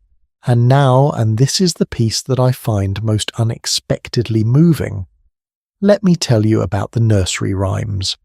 The Tudor period gave us nursery rhymes. Not all of them, and not always in the exact forms we know today, but the tradition of simple rhyming verses passed from parents to children, carrying coded meanings and collective memories within forms simple enough for a small child to repeat. That tradition was established and consolidated in Tudor England. 3 Blind Mice. Its earliest known printed version with slightly different words appears in a collection published in 1609 within a decade of the Tudor period ending. The 3 Blind Mice were already running before Shakespeare had finished writing. Rain, rain, go away. First recorded in English in the 1500s, where it appears in a collection of proverbs and popular sayings from the Tudor period. Jack and Jill. Goosey goosey gander. The images and rhymes that adults in the Tudor world sang to their children survived into the world those children built, which became the world their children built, which is eventually the world you are living in right now. Have you ever wondered why you know certain phrases, certain rhymes, certain patterns of sound as if you have always known them, why they feel like they were never learned but simply always known? Some of that feeling is the depth of time. These patterns are old enough that they have become structural features of the English-speaking mind laid down so early in childhood that they precede memory. The people who first sang them lived in wattle and daub cottages with rushes on the floor and animals in the yard. They brewed their own ale and prayed in Latin and were frightened of witches. They did not know that what they were singing to their children would still be sung to children in a country they had never imagined 450 years after they themselves had died. And yet here we are. Here is what I keep returning to when I think about all of this. The Tudor village was a particular place in a particular time. It had specific smells and specific sounds and specific people with specific names. John Wilson and his wife and children on the road, Margaret Shields surviving each expulsion from York, Robert Kett tearing down his own fences in the Norfolk summer. Real people with real lives, most of whose names we will never know. But those people did not just survive their century, they shaped ours. The specific arguments they had about who owes what to the poor, about whether people should be compelled to support a religion they did not choose, about whether the land belongs to whoever can use it most profitably, or to the community that has always worked it, those arguments are still happening. We have not resolved them. We are still in the middle of them. The specific words they used, the phrases coined by a glover's son from Stratford, the cadences of a Bible translation that came at the cost of a man's life, are still in our mouths today, so deeply embedded that we speak them without thinking. And the specific institutions they built, the parish registers, the welfare systems, the parliamentary structures, are still governing the societies we live in, even when those societies look nothing like the muddy lanes and thatched rooftops they came from. Can I ask you something? When you look at the world, you live in the specific injustices, you see the specific debates your society's having, the specific struggles over who deserves help and who deserves power, and how that power should be constrained. Do you see the echoes? Because I do. Every time I go deep into Tudor England, I come back to the present seeing it differently. Seeing that the debates we think of as new are old. Seeing that the problems we think of as modern have roots that go down 400 years and more. Seeing that the people who built the world we inherited were not so different from us, not wiser, not more foolish, not more capable of cruelty or kindness than we are. They were just earlier. There is one more piece of this story left, one more chapter, and it is the most important one, I think. Because after everything we have seen, after all the suffering and the resilience and the beauty and the cruelty and the loss, the question that remains is not really a historical question at all. It is the question that every person who has ever sat with this kind of history eventually has to ask for themselves. The village is gone, the people are gone, the thatched rooftops and the rushes on the floor and the first sleep and the second sleep and the church bell before dawn, all of it gone 500 years into the past.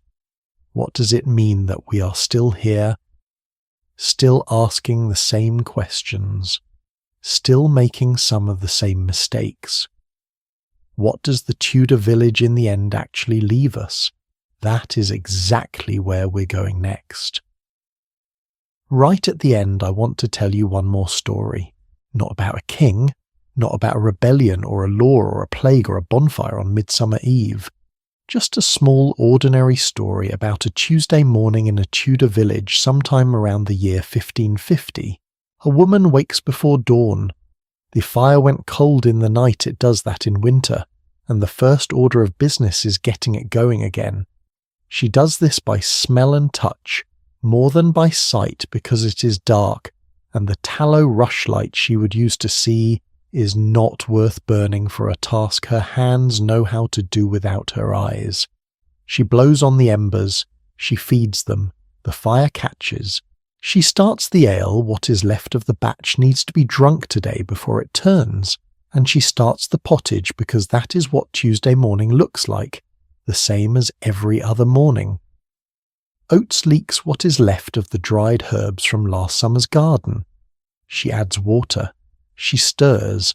Her children are still sleeping in the pile of straw and rough wool blankets in the corner. Her husband left for the field before she woke. The day has not officially begun. The church bell has not rung yet, but she's already inside it, already doing the 10,000 things that hold a life together. And she does all of this without knowing that we would ever think about her, without knowing that 500 years later a stranger on the other side of the world would sit in the dark and try to imagine what her morning felt like, without knowing that the world she's living in, the church bell, the pottage, the sleeping children, the fire, is the same world that will produce through a chain of cause and effect. She cannot see the language this story is being told in, and the legal structures this listener is protected by, and the social debates this generation is still having, and the nursery rhymes that will be sung to children in countries that do not exist yet. She does not know any of this. She just stirs the pottage. I've been thinking about her a lot as we come to the end of this journey, about what it means to try to know someone from this far away. The historian Amy Licence, who has spent years studying the sensory experience of Tudor life, wrote something that I have been carrying around since I first read it. She said that the human experience cannot be understood in its entirety. While the daily and the mundane are excluded, the shoe that pinches on your walk, the rumbling stomach that stops you concentrating, the accidental downpour that soaks you on the way home. This is life, she says. And if we understand this, we understand that, like us, the Tudors were also continually experiencing their own physicality. That is it. That is what we have been doing for all these chapters. We have been trying to get to the physicality of it, not the big events, not the monarchs and the Acts of Parliament and the famous battles, though we touched on all of those. We have been trying to get at what it felt like to be cold, to be hungry, to be frightened of something you could not name, to fall asleep to a church bell and wake up to the same one, to hold a child who might not survive the winter, to work a strip of land that was yours and then one morning discover it was not yours anymore. Human experience is always happening at the level of the body and the morning and the stirred pot. Everything else, all the history, all the grand forces flows through those small moments. If you want to understand a century, you have to understand the Tuesday morning. What I want to leave you with tonight after everything we have covered is not a thesis, not a conclusion, not a verdict on whether Tudor village life was better or worse than what came before or after. What I want to leave you with is a feeling, the feeling that these people were real.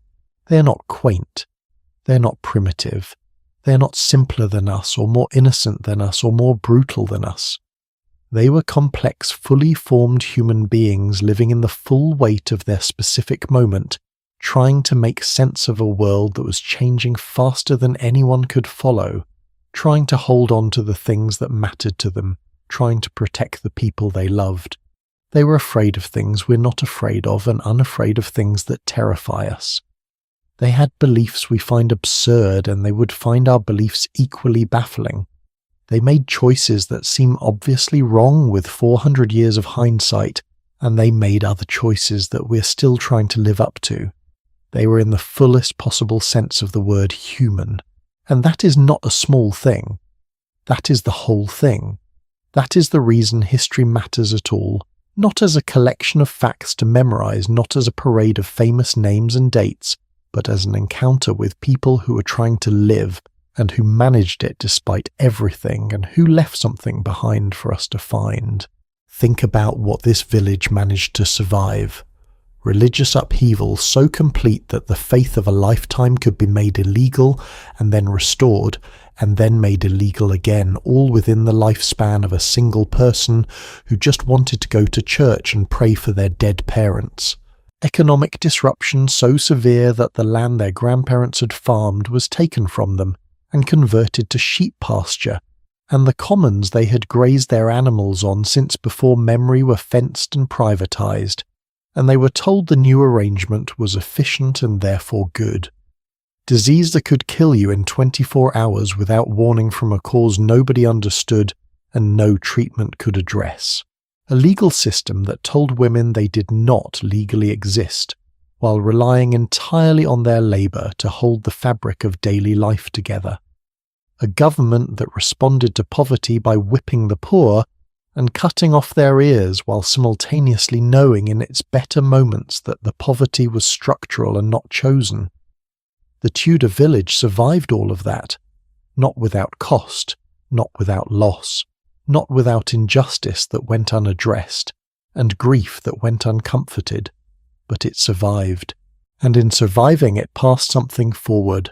Here is the thing I keep coming back to every time I think about what connects us to the Tudor world. It is not the institutions, though the institutions matter. It is not the language, though we are literally speaking their words. It is not the laws or the parliamentary structures or the parish records.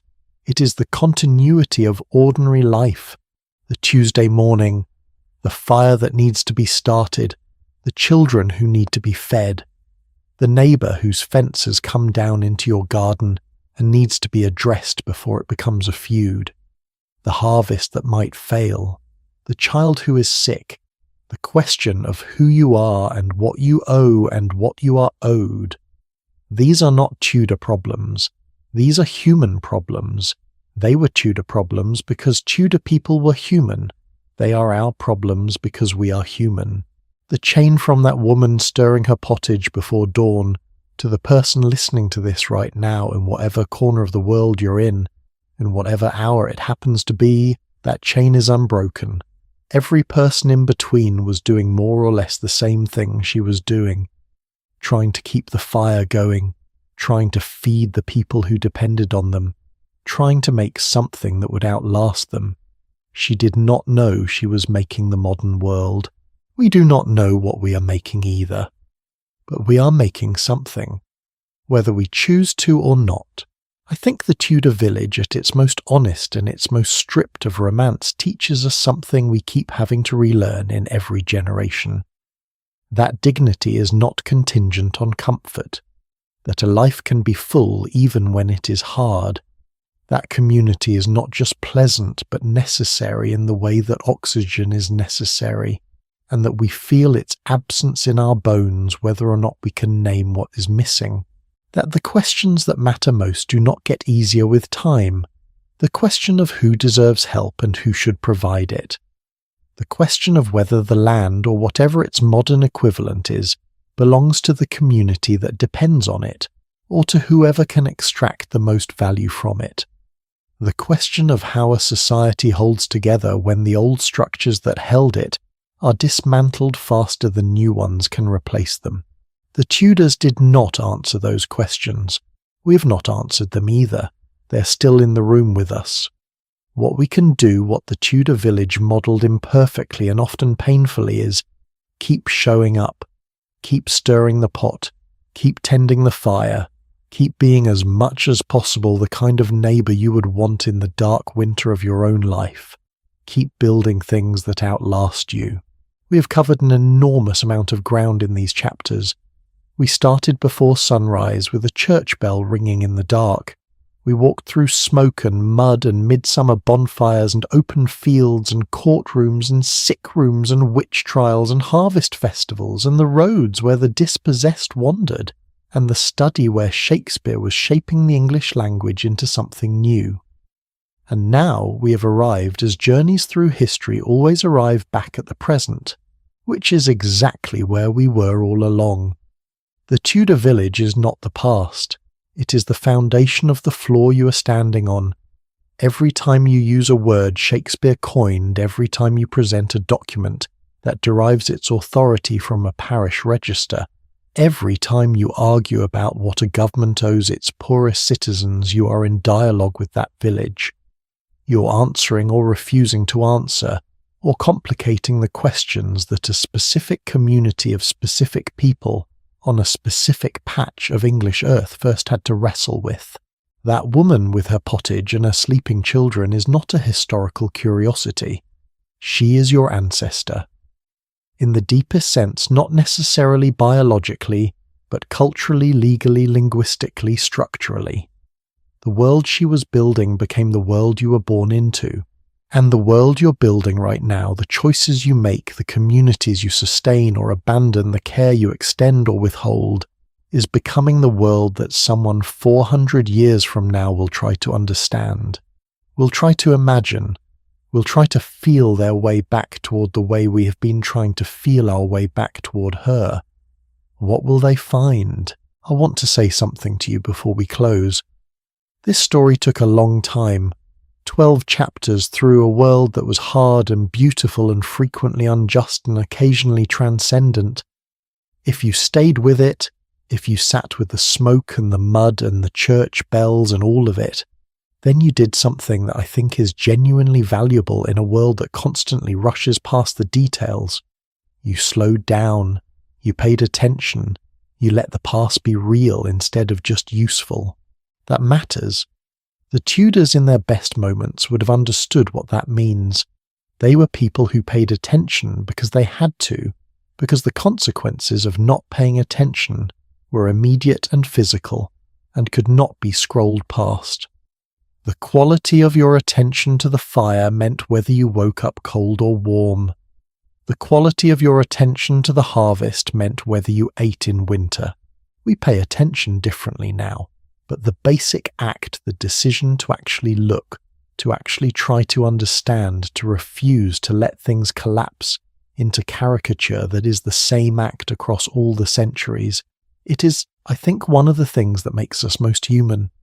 So thank you. Genuinely, for sitting in the dark with me and with all of these people who lived and worked and struggled and sang and were afraid and were brave and were petty and were magnificent, for letting them be real.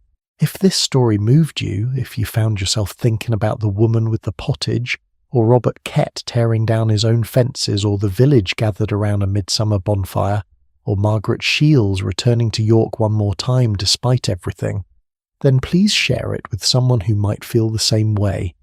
Leave a comment. Tell me which part of this journey surprised you the most, or stayed with you longest.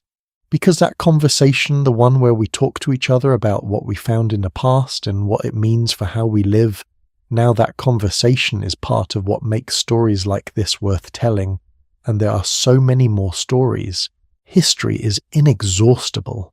Every period, every place, every community of ordinary people trying to live each one contains the same depth, the same strangeness, the same surprising echoes of the present. There is no end to what is waiting to be looked at carefully and told honestly. So when you are ready, when you're settled in, and the lights are low and the world outside has gone quiet, there is another journey ahead. Another village, another century, another set of people who did not know they were making history, who were just trying to get through Tuesday, and we will go there together. Sleep well tonight.